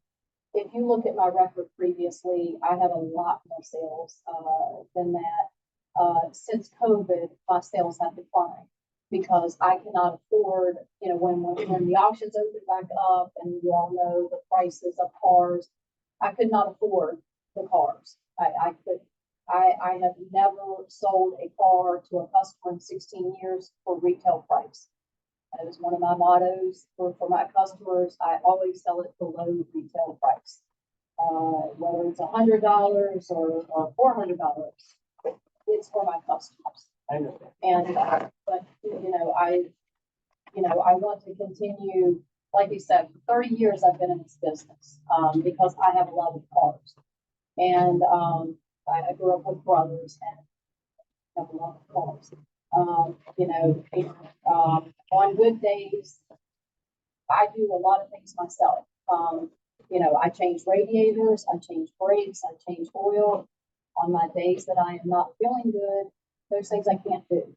So I have slowed down a little bit, but that's my goal is, yes, to maintain what I can, So right now you're here to dispute $1,000. Yes, sir. Okay, so if we were to do something that would be pleasing to you, what would that be? Well, what would be pleasing to me is for me not to have to pay a fine for something that was somewhat beyond my control. You don't have any liability you feel in this at all? Any part of that? Oh, no. I realize, I know what the hours limitations, 10 hours, 9 to 5, Monday through Friday, and then the other 10 hours pretty much any time. And I've been doing my best to send in, when I'm there late at night. I'm now sending in those hours, because that's part of my 20 hours. So I've been trying to do better with sending off an email. Keep in mind, we didn't do this 30 years ago. So, it's the only issues that I'm having, is that sometimes I cannot, when I am debilitated, I cannot get to the shop and put up I'm closed sign. My 16-year-old does not have a license yet. He only has a learner, so I can't ask him to do that. I do not have anyone else that can do that for me. And the emails, I just want to explain my debilitation when I'm having the bad days. You know, I cannot get out of bed. So I can't send an email, but, you know, I do my best. I make up those hours. I always make up the hours. So I'm always there for my customers. I have a question I really have to ask. Yes, sir. Do you feel you're medically able to run your business to be compliant? I do, you know, I do because you know, I have, if you want to see, this is, you know, I just brought you a little sample just to let you know. This is, you know, I have one other question. this is a Are your box. hours posted now? They are. How come they also said they were not posted? Well, let me just show you. This is what the doctors are trying to get under control for me. So I have a lot of pills, medications, injections. I have a breathing machine that I have to use 3 times a day. Okay, so. That's why I'm asking a question. Right, Yes but or no? these things help keep me under control as far as my medical thing goes. But because, I'm not one that wants to be on disability. I'm a hard worker. I have been working since I was 10 years old. And I have not let this slow me down as far as doing my business. My, hours were posted that day. They fell back on my window, because they're taped to my window right on the side. I did send them a picture where they fell behind the blind. But they were laying there. So, I mean, it's just one of those things that on that particular day, you know, I During this just, downturn in your health, are you able to employ someone to help you with the dealership? when my son has his driver's license, I could,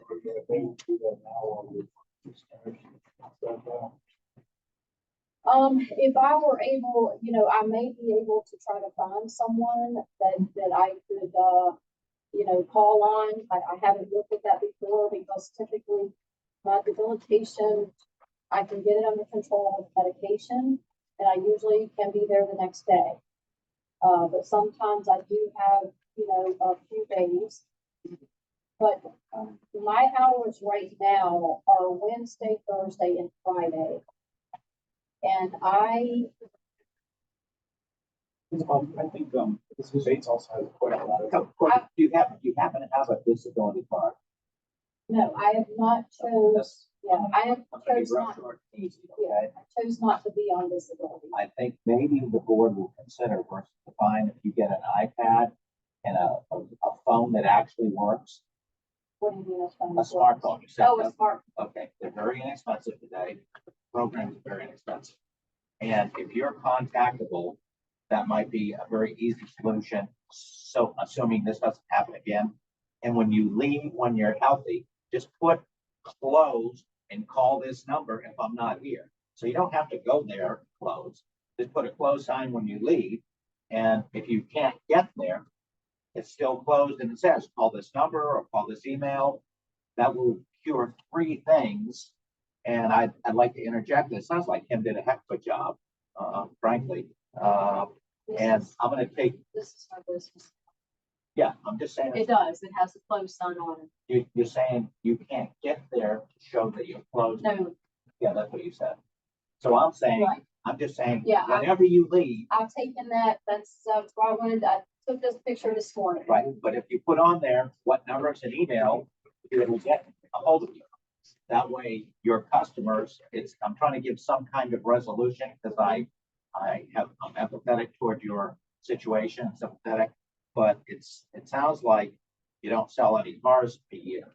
And one of the things I'm going to recommend to the board is there should be some kind of minimum a year to have a license.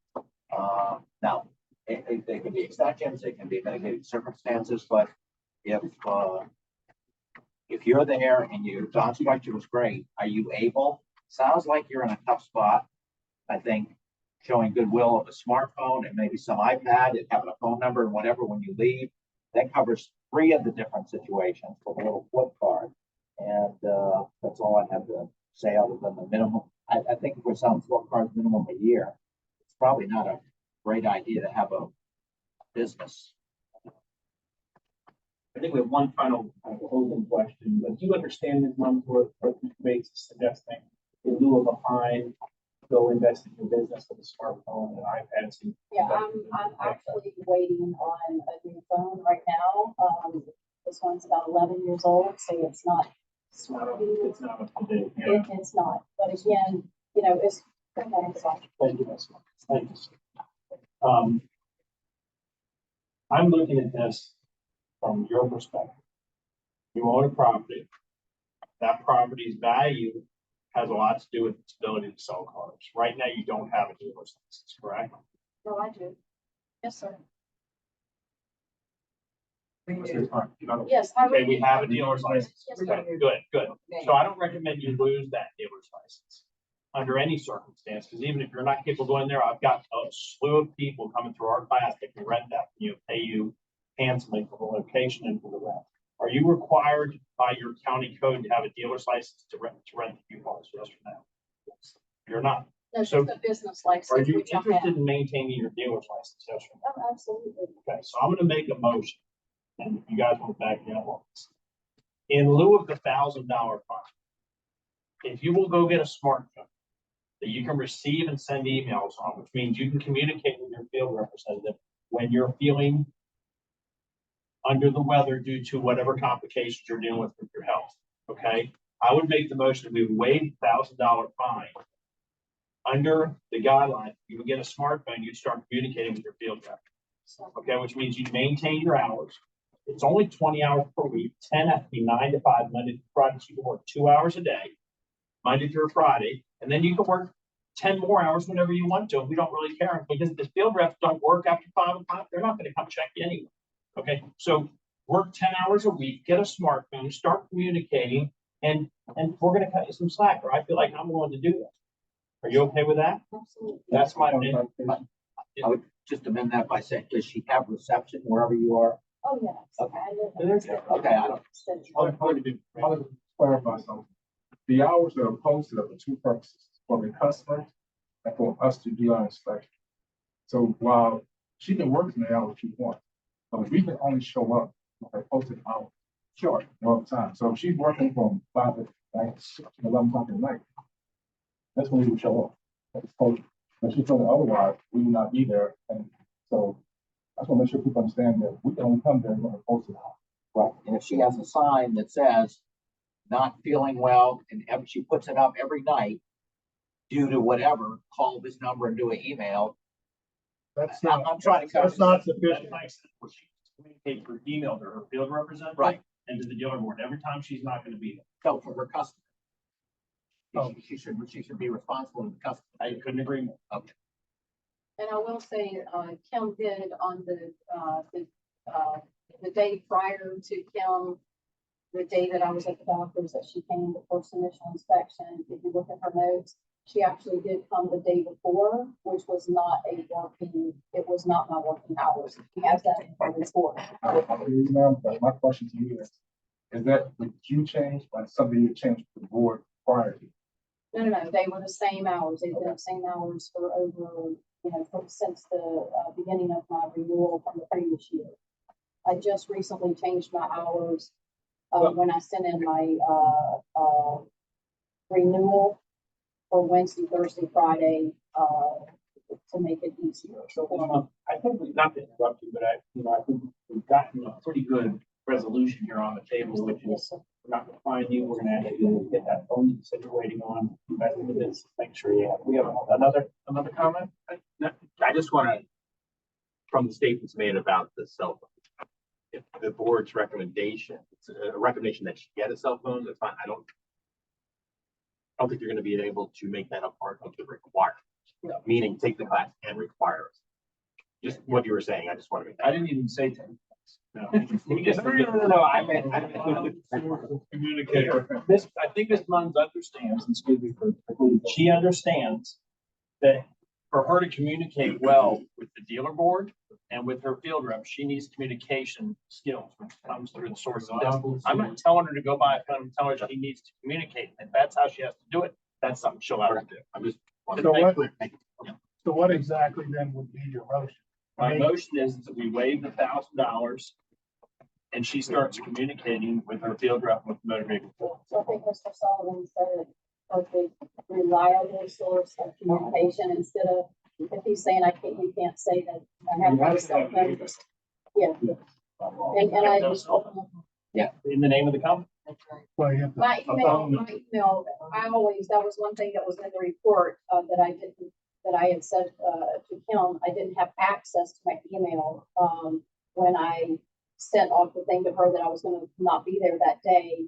And the, informal fact finding, it said that I did not have an email.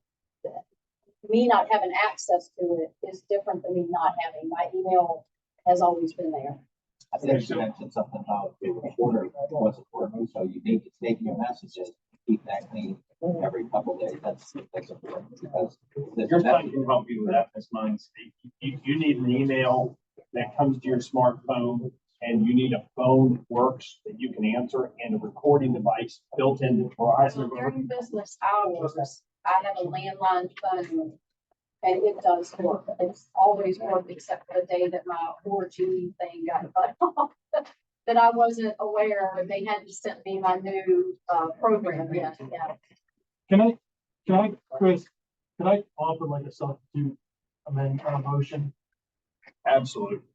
And it would be, and I'll just say ahead of time, like, I appreciate all the issues that you have, that we don't write the code, the board didn't write the rules, the regulations, and we have to be somewhat consistent how we view people. And just because you've got a medical issue that prevents you from doing it, somebody else might have a family issue that prevents them from doing it, that what the code says is that's not an excuse. But what we're trying to come up with is some sort of thing. What my motion would be to require an inspection in the next 60 days, a satisfactory inspection in the next 60 days. And that we waive the fines at this point. But if you fail that inspection, believe me, you're coming back before the board and I'm not gonna be very forgiving at that point. Why are we 60 days versus 30? Because it takes too long for them to, he needs to give her notice and then blah, blah, blah. That's what he was just saying earlier. Okay. Are you not requiring a smartphone that actually works? You can't require that. We can't require In lieu of the fine. we can't legally require her to go out. If she asks for a smartphone instead of the fine, can she ask for it? No, she just has to meet the requirements. So in the next 60 days, Kim's gonna come to her dealership. She's gotta be open. She's gotta have a way to communicate. Kim's gotta be able to email her and call her, and all that's gotta work. And if any of those things don't, yeah, it's gonna be a random inspection. It's not gonna be scheduled. So she's just gonna show up during one of your days. So that's, my motion would be to waive the fines and have a satisfactory inspection in the next 60 days. And point of clarification on the waiving of the fines, would you waive it until the point that we have the satisfactory? Correct. Yeah. Yes. On satisfactory inspection, we're waiving the fines, right? No satisfactory inspection, the fine stays in place. Yeah. Is there a second? Can we not make the inspection for 30 within the next 30 days? It's 50 days. Oh, 60 Yes, ma'am. Yeah. Oh, it's already. Oh, It's gonna be, oh, yeah. okay. In the letter I will send you, it will be in there. This will be more than you have plenty of time. Oh, well, I was gonna say 30 days. I mean, I don't need the extra time all of my. Well, we need the extra time. The board needs the extra time to get our letters and all the rest of it. So we have a.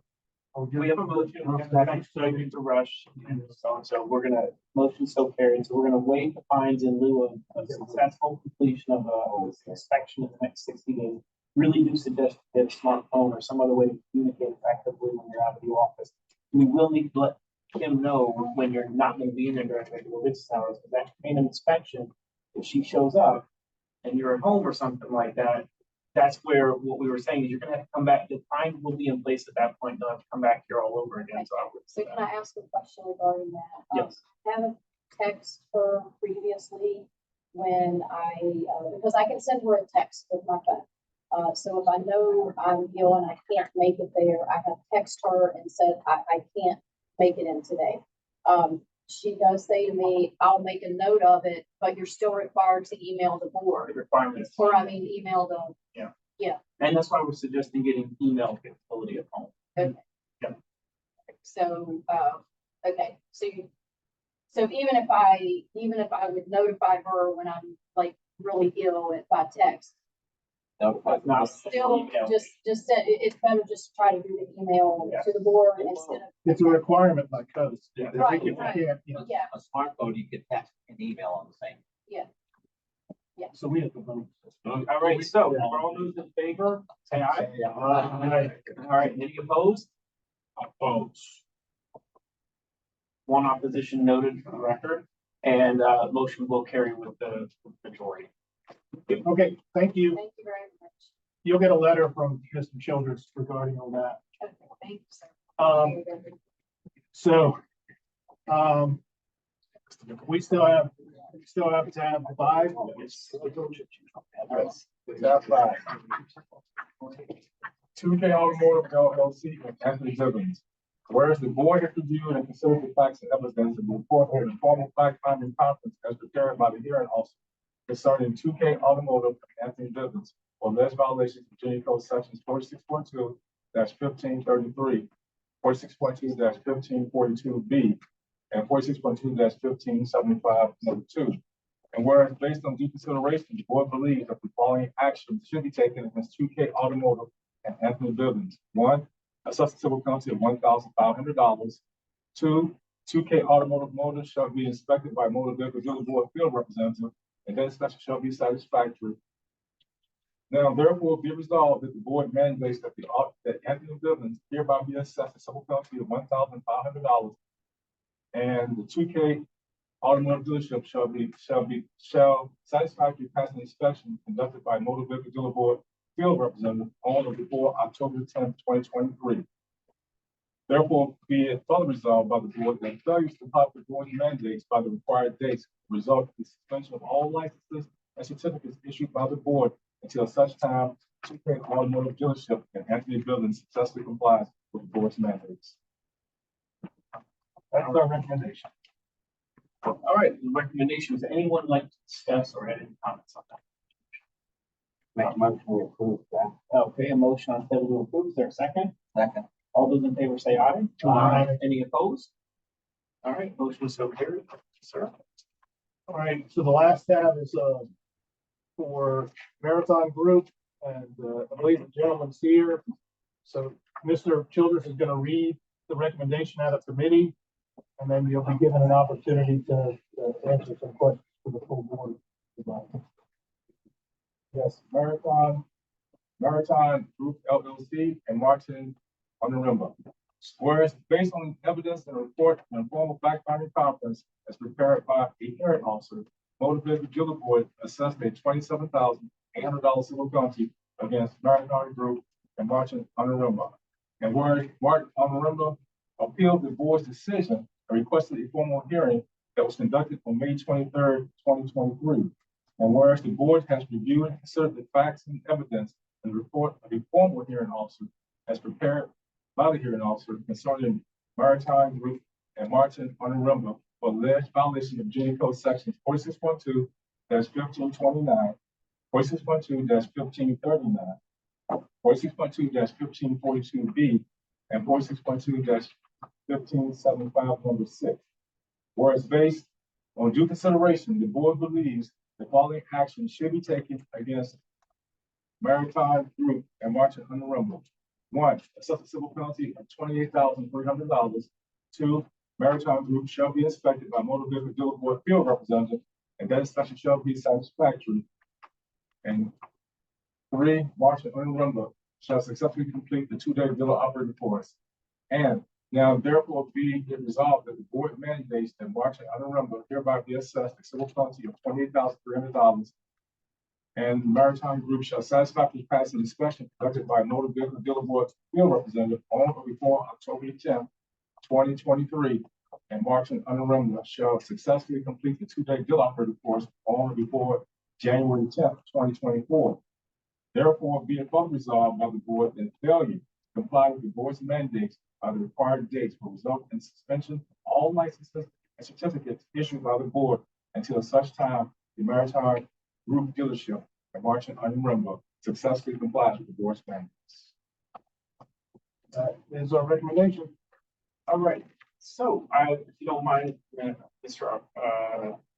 Onyerimba, I'm gonna ask if anyone has any questions. I don't think we need to restate the stuff you shared with us this morning, but maybe take some questions. How many titles were in question? Weren't there some titles? How many records for that? 537. $100. Not saying anybody was so. That's $50,000 or something. I paid fine still.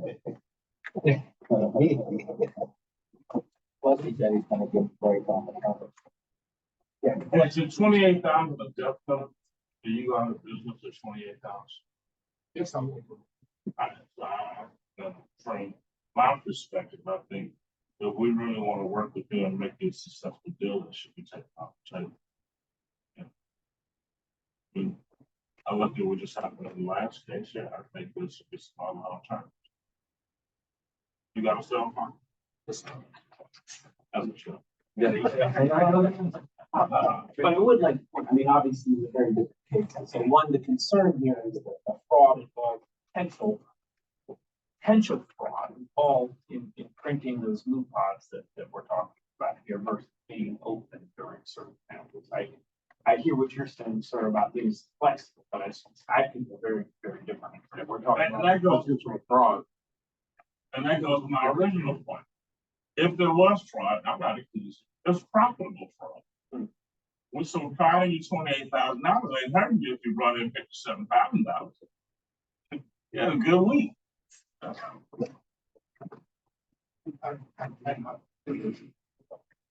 think it's been established that in his eyes, he didn't commit fraud, maybe somebody in his organization did. We're responsible for our employees, just like we are for our children.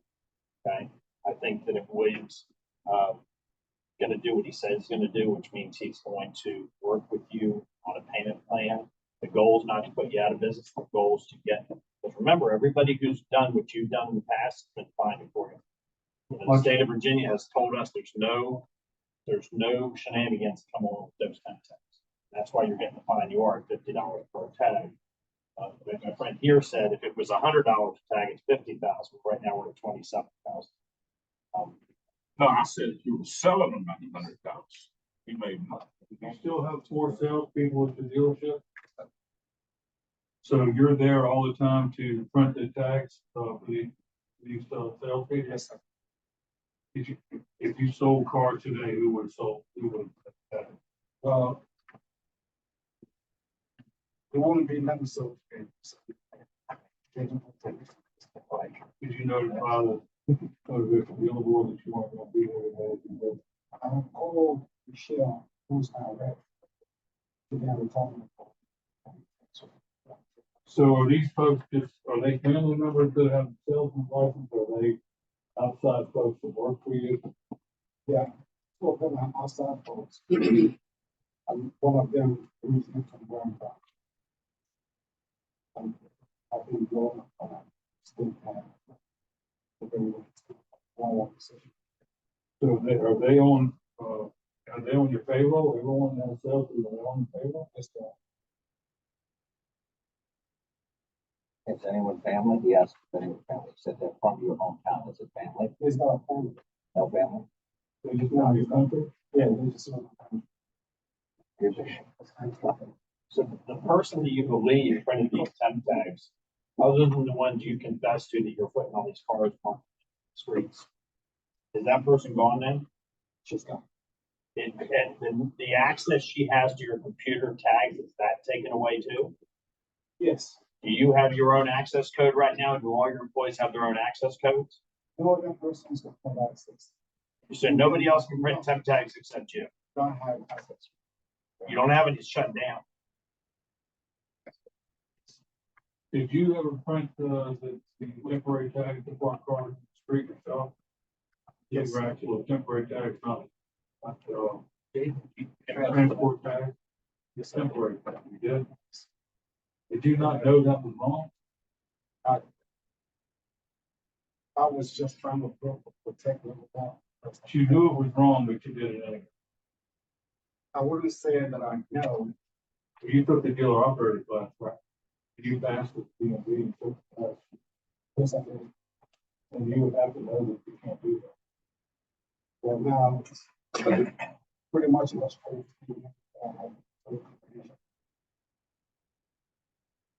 Director Childress would cut that fine into 12 portions over a year. Is that something that would work?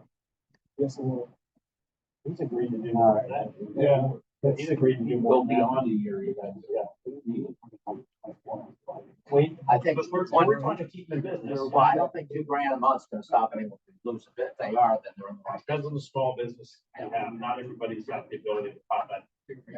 Well, he's the one to say yes, no. Yes.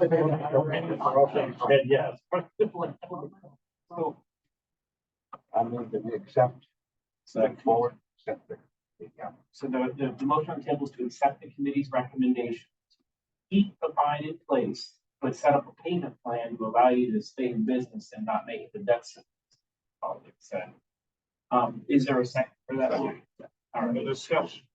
Yes, sir. Is that what Phil H. recommended? Yes, it is.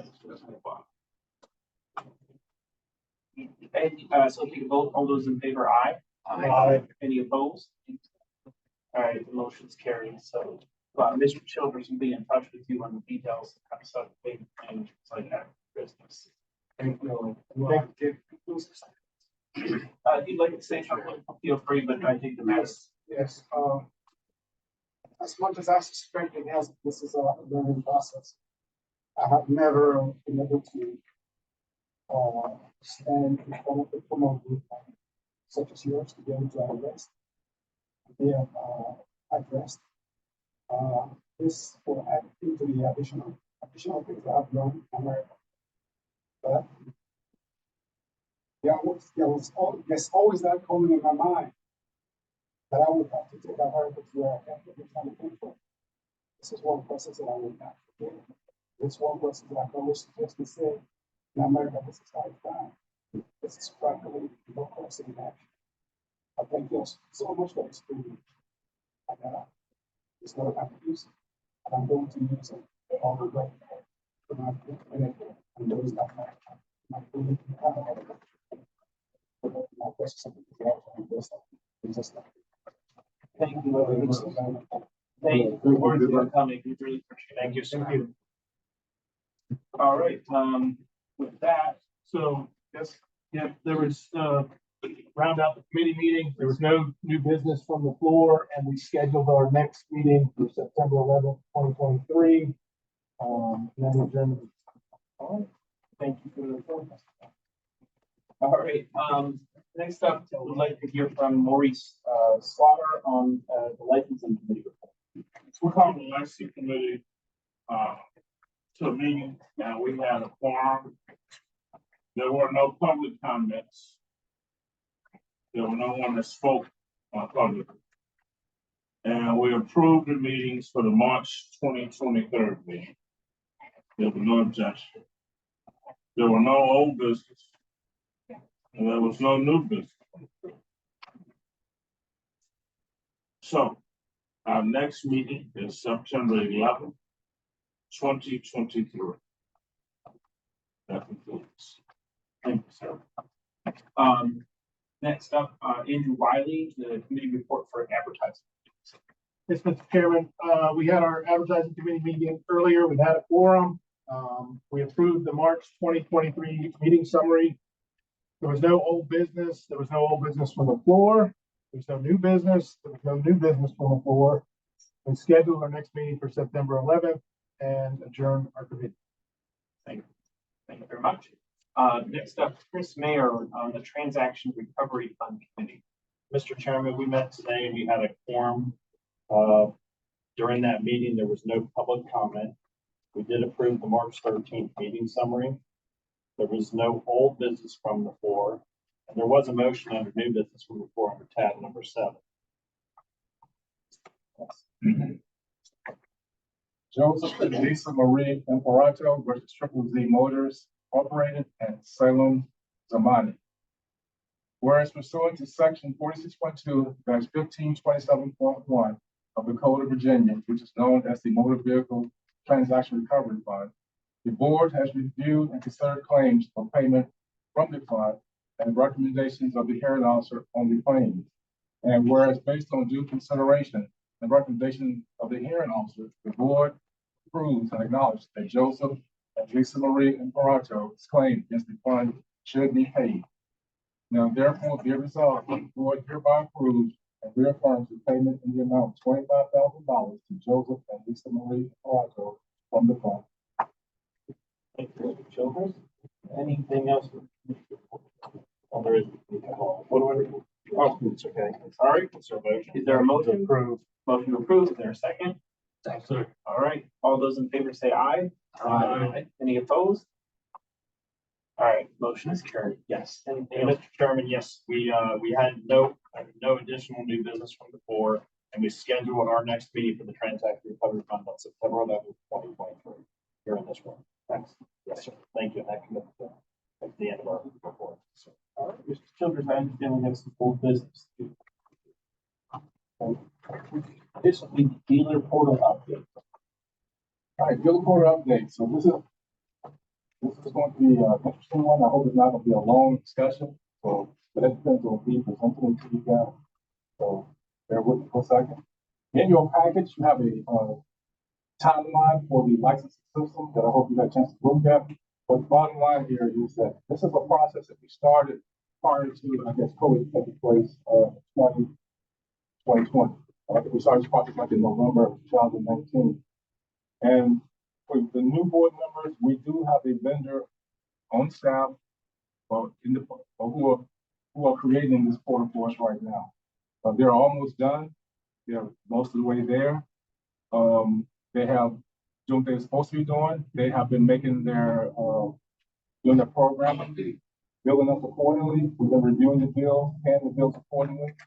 We're at a point though where there's a couple things in the system that would need the board's approval, or rather yet, I promised you a long time ago that I'll be transparent with you when things came up, if you're aware of.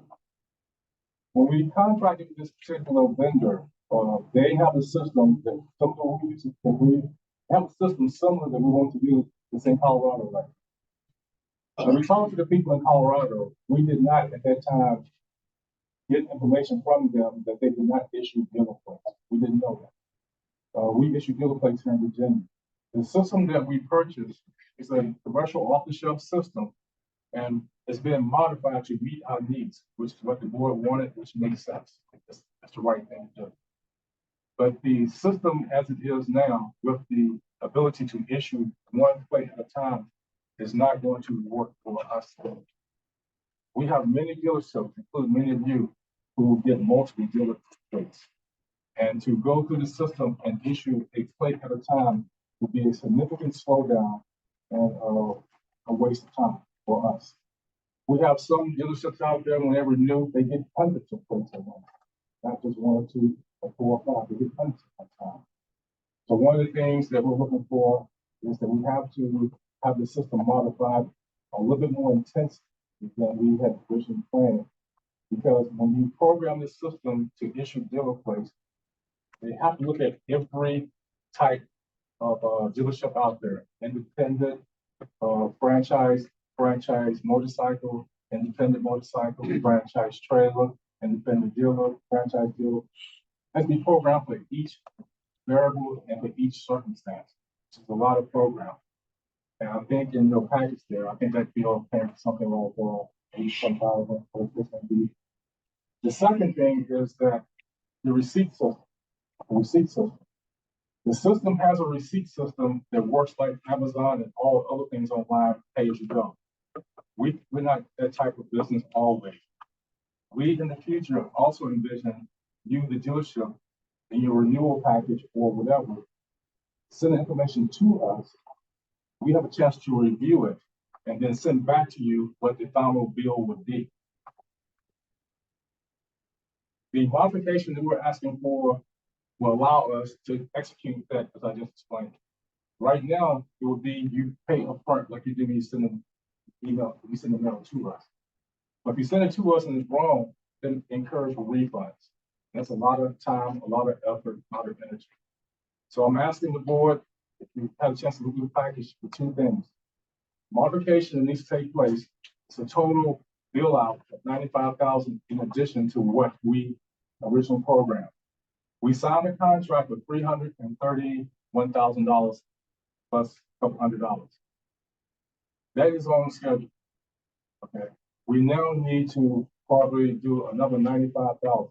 The vendor rather, has told us for both functions to be done, to be completed, they would, because I think it's 130-some thousand, whatever, but they charge us $95,000 to do both of them. And again, it takes a significant program to get it done. Okay, while I'm here about the system, there's a piece of the system that we paid for the field reps, called Gadget.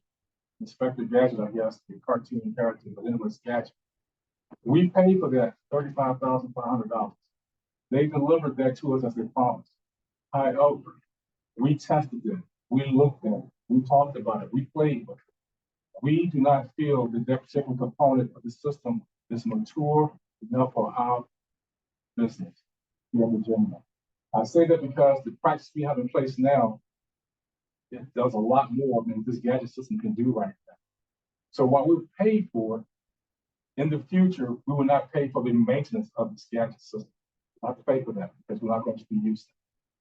So the bottom line here, and I hope I didn't abbreviate this thing too much, guys, is that we're looking for your blessing to continue with the portal for an additional $95,000 for them to go ahead and do the portion to fix the dealer plate issuance and to fix the receipt issuance. And it's not going to add anything to our monthly requirement. It doesn't hurt us on the maintenance side of it. It's just an additional amount of money to do the programming that we need to meet our requirements here. And nothing else stands. And as I told you 2 years ago, anything that requires money in the system, I want you guys to think about elsewhere. I want to bring it to you. This is the only thing that we can discuss at the last board meeting. But I respected your time. I respected the businesses where this could have waited and did wait for this moment to discuss it versus later. I don't want to bring you in the month of May just for this one issue. But at the same time, knowing what we need and knowing that we got to have this, I figured, you guys would be receptive to it, number one.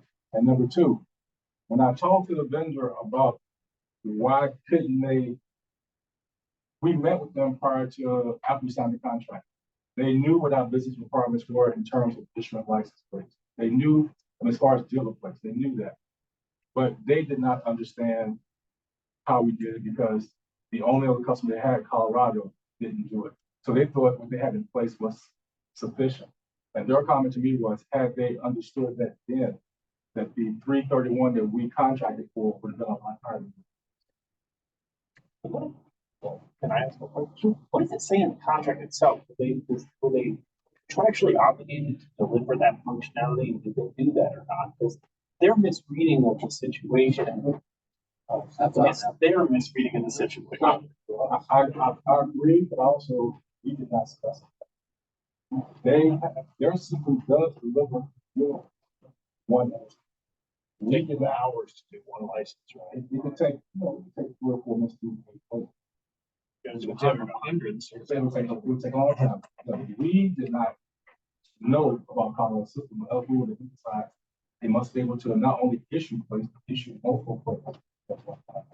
So based on how to flow, we didn't let them know that there's going to be several dealers with more than one plate. We did not do that. We did not. Does that depend on shelf as software? No. Let me say this also. This is the last thing, right? One thing this says. I know, but it's $400,000. Well, we already spent 3/3. But my point is, it's hard to believe that someone took on this job of ours, not knowing that there's more than one plate for some of the largest dealers when they only do one company. That's bad on them. No, my opinion. I don't. And let me just finish, please. And I would tell them that they need to pay. They need to get programming something doesn't cost $95,000. Someone's looking for a free ticket here, it looks like to me. I would be a little more vocal about telling them they need to include it because this is a huge full cost. That's a 33% increase in total cost of the program. Which that completes. Also, And they're not very, there's some responsibility, I feel like, on our side, but More also. than some, I mean, Right, because we didn't put it in the specification. I think that's the question. I'd like to see the original bid. I'm sure it was assumed. Sure. Was it a 33% more increase? No, we haven't talked about what the work. Well, he said 95. I understand. But you said it's a 33% increase in the cost of the contract, but maybe this is 33% more work. We don't know what that for. That's the part I was trying to explain earlier. This is not just a simple program. It's can be programmed across many different scenarios to work. It's not just a. But we paid $331 for an off-the-shelf program that was modified a little bit. So now we're saying It'll be modified a lot. we gotta modify it a lot. I'm gonna just say that, you know, I gotta trust William to have negotiated properly on this. If he says that's what we need. It's not a function of not trusting William. These people have an obligation to fulfill use logic. What are they gonna do with this extra type of functionality that we're not gonna build out? At our cost, they're gonna build it out, they're gonna sell it to another state supposedly, right now with the ability to issue hundreds of dealer plates at once. What they sold us off the shelf with little modification for 300 was what they already charged Colorado to build. It's a good business. I'm sure knowing the director, who's very disciplined and accurate, that he made it reasonably assumed or clear that this was the case. And if not, and they're in business getting $335,000 to start with, they're not asking the questions. It's gonna be one per dealer or more than one. Shame on them. What we signed an exclusivity says if we pay to build this out, you can't use it anywhere else. Now, if you want to use it somewhere else with it, you know, to sell it as part of your new package, then you gotta cut some break. But if we're gonna spend 95 to build out functionality, they can sell to other people. Programming is not $95,000. Yeah, and is this the same company that sold us the gadget that we're not gonna use for $35,000? Yes, but again, it's the same company. The gadget piece was part of it for the field reps, it's inspection. This whole thing goes back to, we have multiple systems in place now, and we were hoping that gadget could replace our Horizon system that we currently have in place. So this gadget system is something that we've been the first to have.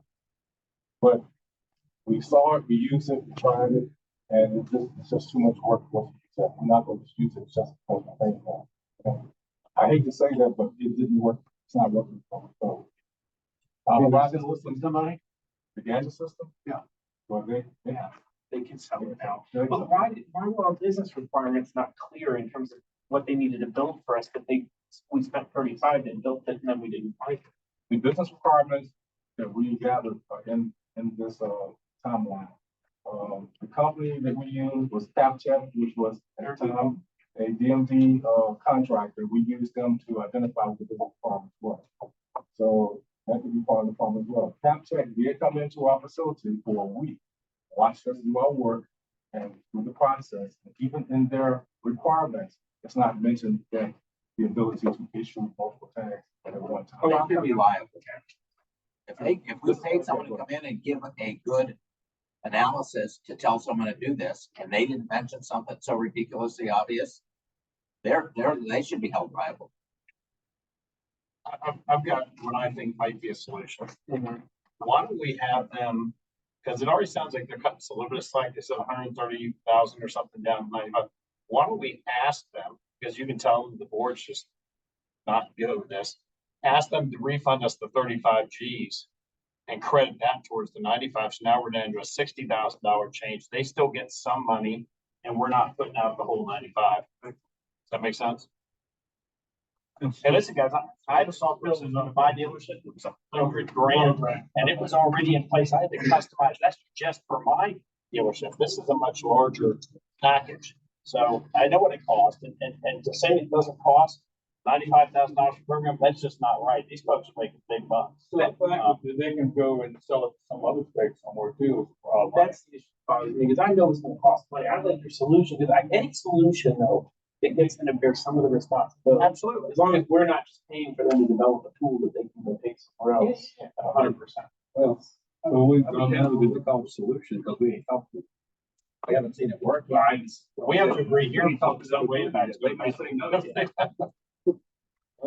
But what you're sending William back with though makes sense. It's a logical, rational sort of thing. We could say, hey, we're not saying give it a 50% discount. We're saying credit us back for what we paid for that we then aren't going to use at all. We'll bear some responsibility. Yeah. But I would put some responsibility on the people that we hired to get the quote. And then I would also ask for the people that we're gonna get to do this in the future. Do we know who that is? As far as what to do what? To do. Do we know who that, you said we're not gonna rely on them for maintenance. We're gonna do something else, get someone else. Yeah, just not maintained. No, I know. So whoever it is that we're gonna use, maybe they can The program. company that's doing the programming for us is gonna be the one that we're doing, it's gonna be doing the maintenance. of it. But if the other company, it's a question, someone asked them and they said, yeah, no problem, or they said, no, it's too big, at least it will give us a little guidance. I don't know. Some things are very simple. I'm not following. I'm saying if the company that we're gonna pay to do maintenance, they're familiar with this type of thing with volume. So if we ask them, how much would it cost them to take X system, the gadget system, and make it do multiple plates with software, they might say, it's a piece of cake, let us go ahead and do that. Gadgets, not plates. That's the gadgets. Yeah, two different things. Yeah. It's all the same company. Same company. Yeah. The same company that is doing it. Same The one that started us, We're looking to get a refund on. Yeah, just. No, I did not. So who's, so maintaining the company Same gadget company also? Same company as built. And the reason for this, you understand, we don't have IT staff to maintain the system. We have to be somebody to maintain it. We maintain the system, talking about, first of all, they're maintaining the cloud. Number two, maintenance will also include updates, law changes, problems with the system. It's like ADP and CDK. We don't have IT people, I mean, commissioner has a IT board. That's what we say. Careful what you step into. In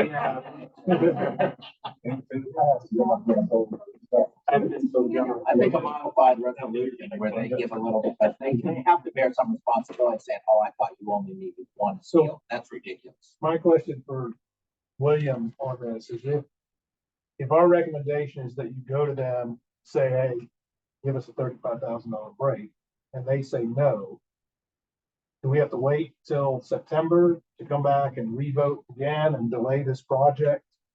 That's the question. I would think that if they said no to it, then the system that they have in place now that has to go to the issue one place at a time is probably stuck with, or we just didn't water board. Can't we just reconvene an emergency meeting? Why don't we just do a Zoom call and everyone can get on board?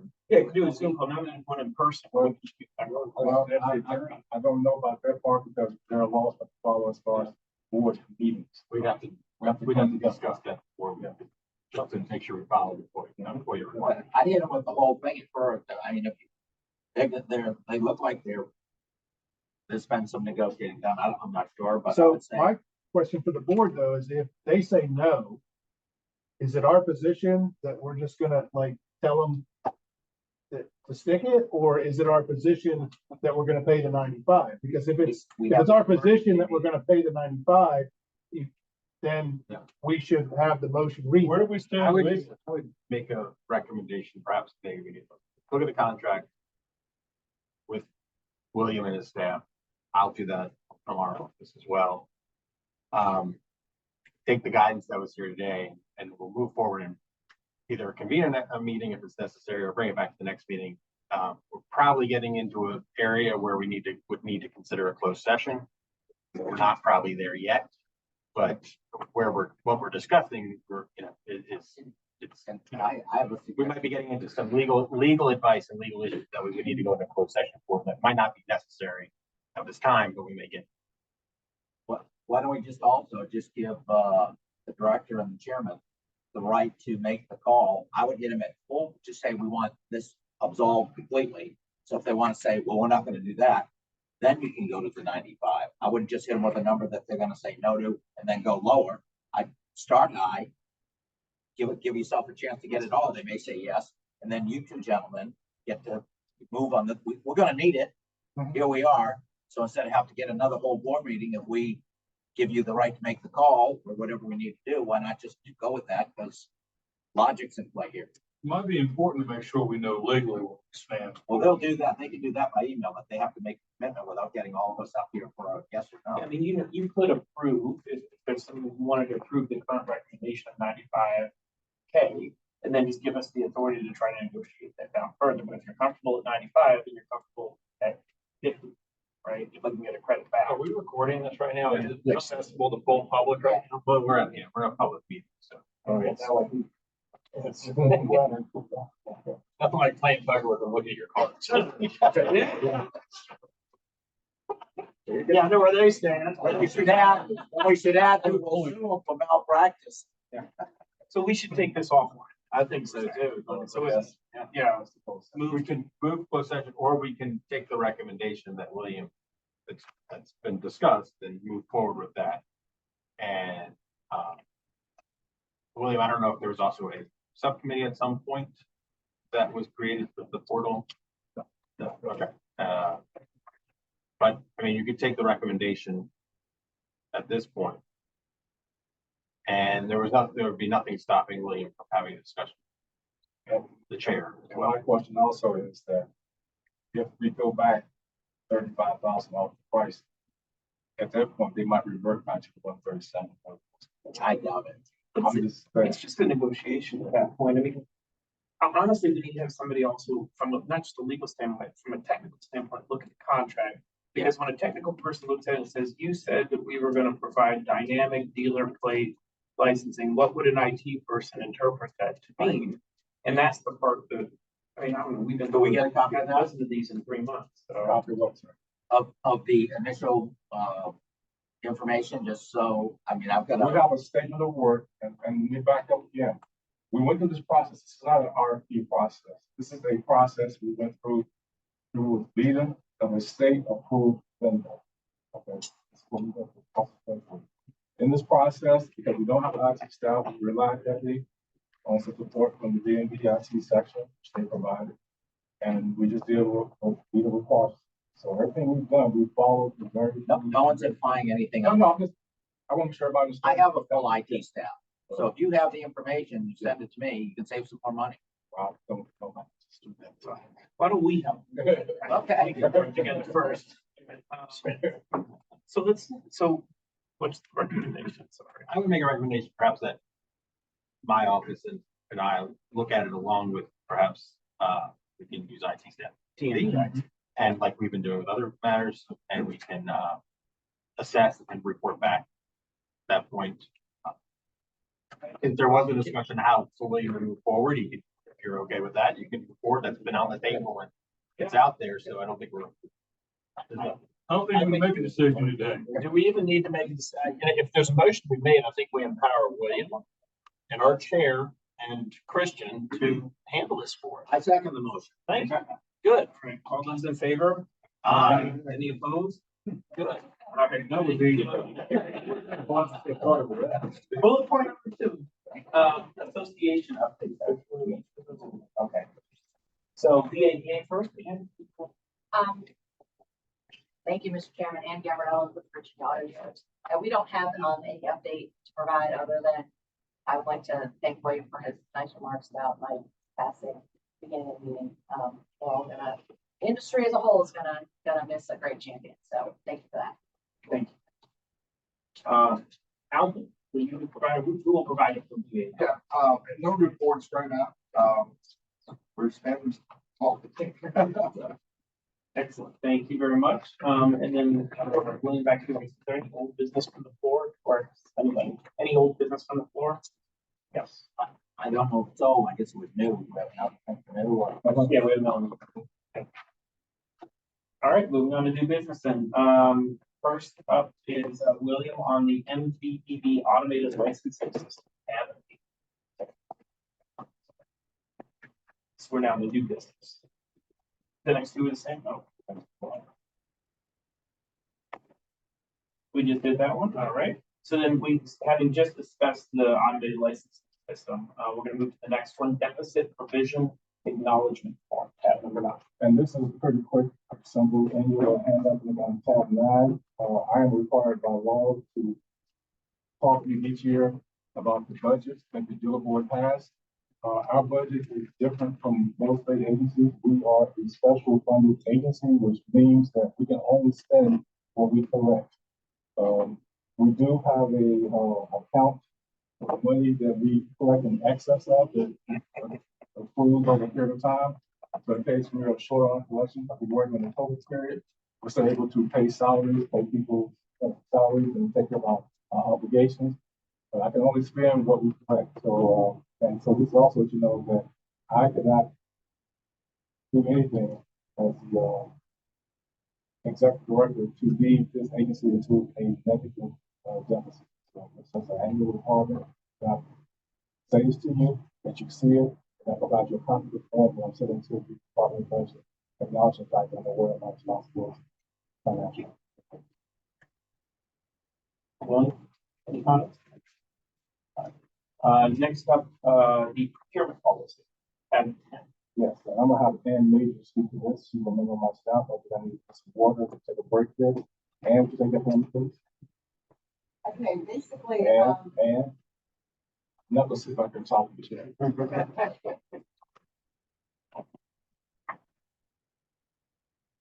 my name is Ann. I'm the policy analyst for the dealer board. What we're gonna do, and William has instructed me over the next few months to bring some policies to the board every meeting and just kind of update our policies, get some discussion from the board, and this is the first one, basically.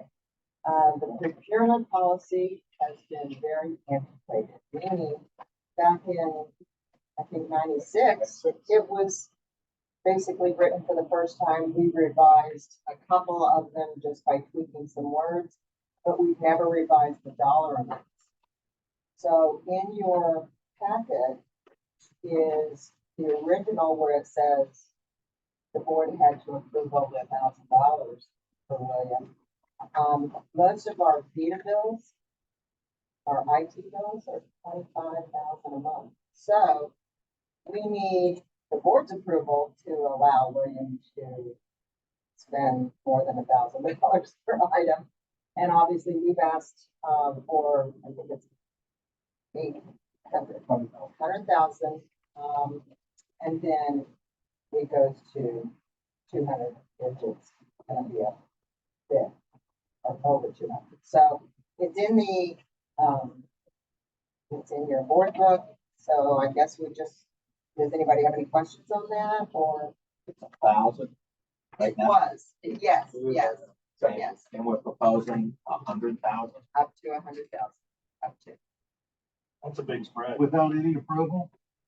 Well, What we're doing. that's kind of what we're doing now, meaning, No, but I mean carpet approval. So William can spend $100,000 without asking a question. you can always ask this question to the board. We're always open for questions. And let me add to that also. I wouldn't do anything without credit to you also, if you know what I spent. You always know what I spent. But as she's saying earlier, I've spent a VEDA bill, typically, we have 3 VEDA bills a month. That's probably in excess of $50,000 total. Just for the technology. Well, it's not always though, is it? That's not constant. We're spending 50 grand a month on IT forever. Between technology, between our servers, our systems, our equipment, our cell phone usage. Yeah, we are. Why don't we maybe take, with your indulgence, some of the bills like that are standard and we're paying, and approve those possibly, just go on, and then other than new things, maybe anything over 50 grand. 100 grand jumps, pretty big jump. Yeah, but again, $1 space augmented. What do you want to do? No, it's a conversation, right? Is that cumulative or 100,000 per item you want to spend? Well, my thing is, I think was max per item. Yeah, right. So we'll do per item. Thank you. You're already spending, you said 50,000 a month on VEDA. It's three different bills, but it's not the same organization we're paying. So that still gives you 100,000 to spend something. But in Oh, the, no. but in the policy, it strictly states individual payments of 100,000. So it's an individual payment. So currently, you have a budget. and you are approving all these budget items over $1,000. Yeah. Technically, every one of those budget items should have came to this board to be approved every 2 months. But we have not been doing that by some sort of policy, probably predating everyone here. What you're saying is, in order to efficiently run this board, you need the power to spend budgetarily up to this amount while we work through this thing the whole year. Right. Correct? Unless we pass, like on the internet and whatever that they have in place, we could just say that's and the grandfather. New business. Or anything inside the budget. What's been spent? But the point is, we currently are out of compliance. Not really. I mean, 46.2-1503-4 basically states that the executive director has the authority to run the board. We're just trying to tighten up So- policies overall. I understand. Yeah, I'm sure everybody We're else. just trying to tighten up policy to meet the reality of what we're doing to meet 46.2-15. One of the things we did at BMV, maybe you do it here too, is like, you have to approve the contracts over a certain amount. Well, once the contracts are in place, like FIDA, right, you're getting your monthly fees, right? Those are pre-approved because you, the board, have approved the contract. You don't need to approve every payment, you know? We don't have any data. But, Well, what yeah, do you make this maintenance fees based on? These are just, this is just bills from doing this. that's right. These That'd be bills- easy. Anything inside the budget is, it's 100 grand, 200 grand, anything inside the budget, you have the authority to do. It's already there. That's not a new spend, of course. Yeah, it's basically already there in 1503, okay? The executive director has the authority to run the board. So what's the motion? expenses of the So I board. guess what my question is, why are we even talking? Exactly. The document that she's speaking to is something that people will say. And they're saying you're not in compliance with your guidance. The guidance, your policy says you cannot approve that's $1,000. Is there any single bill that you would pay to be over $50,000? I don't think of one right now. Other than something like the contract, but even those bills are not $50,000. Okay. So probably pretty simple. We just authorize up to $50,000. Okay. I'll second that. Second. All right, I'm still not 100% sure on this, but, I'm not sure we're arguing the same thing. I think we're speaking slightly different terms here, but clarify for, I would. Well, I'm still trying to read the contract where it's saying, like, I'm trying to understand, when you're talking from a procurement perspective, you're talking about authority to procure a good or service, whether it's rent, whether it's, monthly maintenance fees, whether it's web time, like server fee.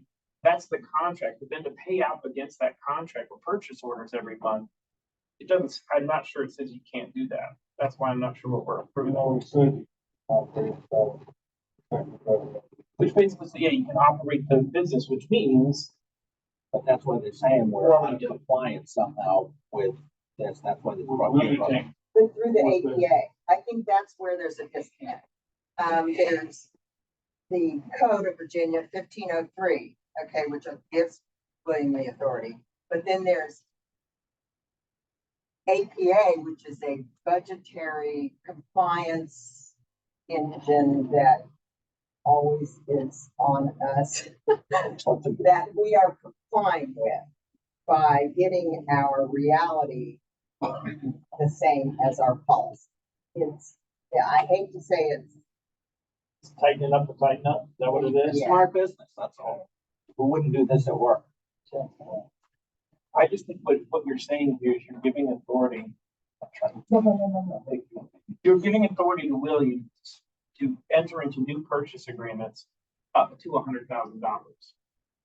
That's what you're giving. You're not giving them authority to pay purchase orders off of existing agreements. That already exists. Right? In the current agreement, it says you guys have to approve purchasing expenses up to whatever, up to $100,000. You approve it, and now we're saying instead of you guys approving that, William will up to 50 or up to whatever number you set, right? But you can pay if they signed a contract for $1 million and it was $100,000 a month. You under current rules, you're completely entitled to obtaining that. When the board authorized me to go through the criminal system, the board authorized me to do these things, and I'm making things important. Here again, first of all, like I told you earlier, I wouldn't do anything without you guys notifying. Number one, because you're the board, you should be working on it. Number two, of our budget, our $3 million budget, we only have maybe $150,000 that's not accounted for between rent, bills, supplies, equipment, legal stuff. We have very little room, money to spend. That's really good to spend. But 50,000, what? Bottom line here again is that this policy is updated in 1996 to show realistically what we're doing, and 50,000 is the limit, over 20,000. It's up to you guys. That we put up there. Okay. So why do you have to have that? Because It's not, it's out of compliance with the others. Let's just move on. I think we stick with the 15 rock and roll. With you guys.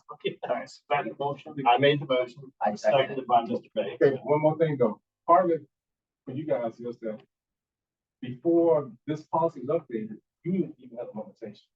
But also, you know that if we were doing something that required procurement, because we're exempt from procurement laws, like DMV has to go. We're exempt from that because of the size and the money that we have. But regardless of what we do, if we do anything procurement wise, you'd be the first to know. I will come to you and tell you what we're doing, why we're doing it, to get your input and feedback on it. So rest assured, you don't have anything to worry about as far as something being done that you're not aware of. You will know about it. I don't hear any negative reflection against you on this. All right, so all those in favor of raising the authorization limit for new expenditures to $50,000 for the executive director, say aye. Aye. Anyone opposed? All right, that motion is carried then. That's the spending policy, I think. The NAMBA. Okay, this is where I beg you guys for a few seconds. Not to beg you for long, but for a few seconds. The NAMBAC conference, with the use of supposed to AMBA. Okay, so NAMBAC is the National Association of Motor Vehicle Boards and Commissions, in which the dealer board is a member of that particular organization, number one. Number two, I am the president of the organization. And we're having our annual conference this year in Madison, Wisconsin. So it's not like I'm going to Chicago or to Atlanta to enjoy myself. I'm going to Madison, Wisconsin. But I am traveling out of state, and as such, I always come before the board to get the board's blessing while I go out of state traveling. It's been for a week. Of course, the hotel expense will be there, but they will be there, and the airline ticket stuff. But again, I need your blessing. Do this before one time? Do it every year. In January? No, it's always in September. January. I make a motion, we approve William going to his conference, so he gets all the expenses that come along with it. Bring us down to the cheese. Second motion carried. Feel free to go to Wisconsin. William undersold Madison, because this is number one party school. There's a reason why they're holding that. Oh, it's September 2. And that being the last order of business on the agenda, is there any new business? I just have a thought was on with this lady up here. There's no minimum for used cars that have to be sold from a dealer? I don't think it would be a bad idea to have just a small one, someone selling one car a year. I can't imagine that we'll have the benefit from it. Someone selling a car a month, okay, just, I don't have a number in my mind, I'm not strong on the issue, I just thought I'd bring it up. I'm in a dealership, we don't sell cars, okay? I'm I'm in a dealership, we don't sell cars at, because we repair cars. Okay, but I have a dealer's license there because the value of real estate is the dealer's license. If you don't have a dealer's license for 2 years, they take away your dealer's license, which drops the value of your property down to like cornfields and pumpkin patches, all right? So anybody who's a car, personal property tax, what's that? wouldn't that help you on personal property tax? But not when you sell it. Not when you sell it or you want to rent it down the road. A lot of people make mistakes as they get older. They kind of like get a little bit, not all together, and all of a sudden they have a dealership and they close their dealership down. Somebody comes along 4 years later and kind of won't let you get a dealership there. So I'm not for ever requiring somebody to have a certain amount of sales to have a dealer's license. We're in the dealer's license business, right, William? We're not in the sales business. We're here to license people, and if they want to sell cars, they can. If they don't want to, that's fine too. That's a code issue anyway. It would require legislative change. That's a question. Yeah. I'm ignorant to the. Yeah, I think the legislature would have to I don't create think that it's number. very worth content. So that would be you're not in favor of my suggestion. It's not. Do an interpretation. Motion to adjourn. Yeah. New business, I got a legal question. Is there a time limit on how long they can talk? Right. I'm looking at the same thing. That was the longest one I've seen. There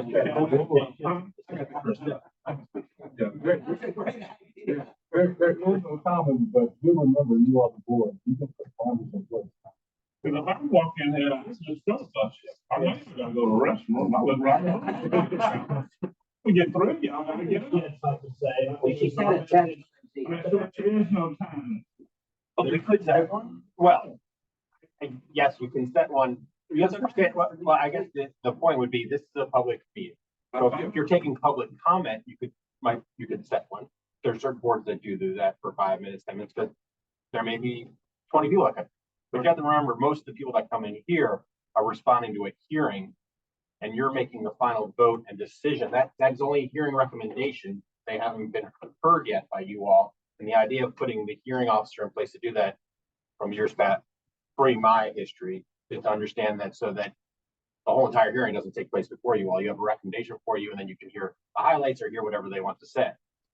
So they're coming in more on a personal level as opposed to making a public comment because they've been brought before the board on violations or licensing issues, transaction recovery fund issues. Just for, Nick, what is that? You're saying there's no time limit? Now, for those Lawyer question, I'll learn. Fine, we have an issue that you can. I think you can make a motion to. So I'm pretty confident. All right, so fine. What's the largest file we collect? Probably not gonna collect it. Just so we're clear. Listen, I just want to say this, so everybody else understands. You know, I've seen so many cases over the years here, and each case is individually brought before us. Every case has its own different boxes of medication, all kinds of stuff. It's the chair who's chairing that to limit the time frame. You can say, well, I heard today it was sent. I think Mr. Bates has a question. I kind of slowed it down. So there's things we can do as the chair people to be respectful and not look like we're power plant. So I mean, That's a good answer. So what's the most pass that? I'm the largest file. I do think even at under 10 You know minutes, the largest you file? said the same thing. I do not. Maybe William can find that out for you. The largest. But they're still clear. My points was. We could charge him per minute. That'll slow him down. If there's no more new business, is there anything on the executive director's reports and decisions that you'd like to share? Yeah, I have a quick report, as it's very quick. Joseph, please stand for a second, please. Put that spot. Okay, Joseph here, this is his first day with us. Joseph is replacing John Saul. John Saul left us during the month of May, and he's now employed with the aviation department. And Joseph Tiller here is a successful applicant of a very strenuous interview process. So today's his first day. As a matter of fact, he has not even signed, he hasn't even processed in yet. He came straight here to work to get things started. But this is our new IT manager, and we're looking forward to having Joseph aboard and working with him. And I want you guys to meet him. Welcome. So you're working for free today? With that said, I'm going to give you a very quick update. As you know, the Dealer Board over the years has been a pretty stable organization when it comes to personnel. This year, though, we will probably have at least 4 people leaving the agency for various reasons. Like I said, John left to go to aviation, basically because he's looking for new expenses and challenges. We have another person, the operations manager, who runs the daily operation of the Richmond location. He's retiring sometime this fall. We just lost an individual to the AG's office last month who notified us one Friday, she's gone the next Friday, so we didn't get 2 weeks notice how it occurred. And then I have another situation where we have an employee who has over 50 years of service who got retired in December, and it remains to be seen when she will actually leave. So we're gonna go through a lot of turmoil this year, not turmoil, turnover, but the thing that's gonna be, it's important to remember is that people who are losing have tons of experience. It's gonna take some time to place their experience and to transfer the knowledge we're working on. But you should not see any drop in service, you should not see any drop in where we do business. As a matter of fact, I think most of you over the last 4 or 5 years, you have seen some of the improvements we've made as far as getting licenses processed, getting things done in a efficient time period. A lot of businesses that are opening now, coming to Virginia and opening up their business, are getting done in record times. So things have gotten a whole lot better, and the things you keep it there. That's our standard. Our objective is to maintain this standard. And once this portal's up and running, it should be even better than what it's done. So I want to thank you for your support. Thank you for your guidance, participation, and also thank you for everything else for being open and receptive to come before you to talk to you about the topic. I appreciate all. Thank you. All right, folks, we made it through it. I promise you I'll get a hang of the Robert's Rules of Order and enjoyed this. I do want to say one thing, which is you guys asked some really good questions. Like this was a sharp group of people. Like the exact stuff I was thinking of. I'm like in those committee meetings when I can't say anything, I know you guys were jumping in there and asking us questions. So that's great. And then if we're trying to, set a different direction with DMV, so are there things that we can do to help the dealers out? You are one of our core customer groups, both the independent and the new dealers. So reach out to me, reach out to William. We're going to be doing some new things, continue to try to innovate and drive a digital future for the DMV, and I think you all will be a big part of that. Thank you. With that, I'm going to adjourn the meeting.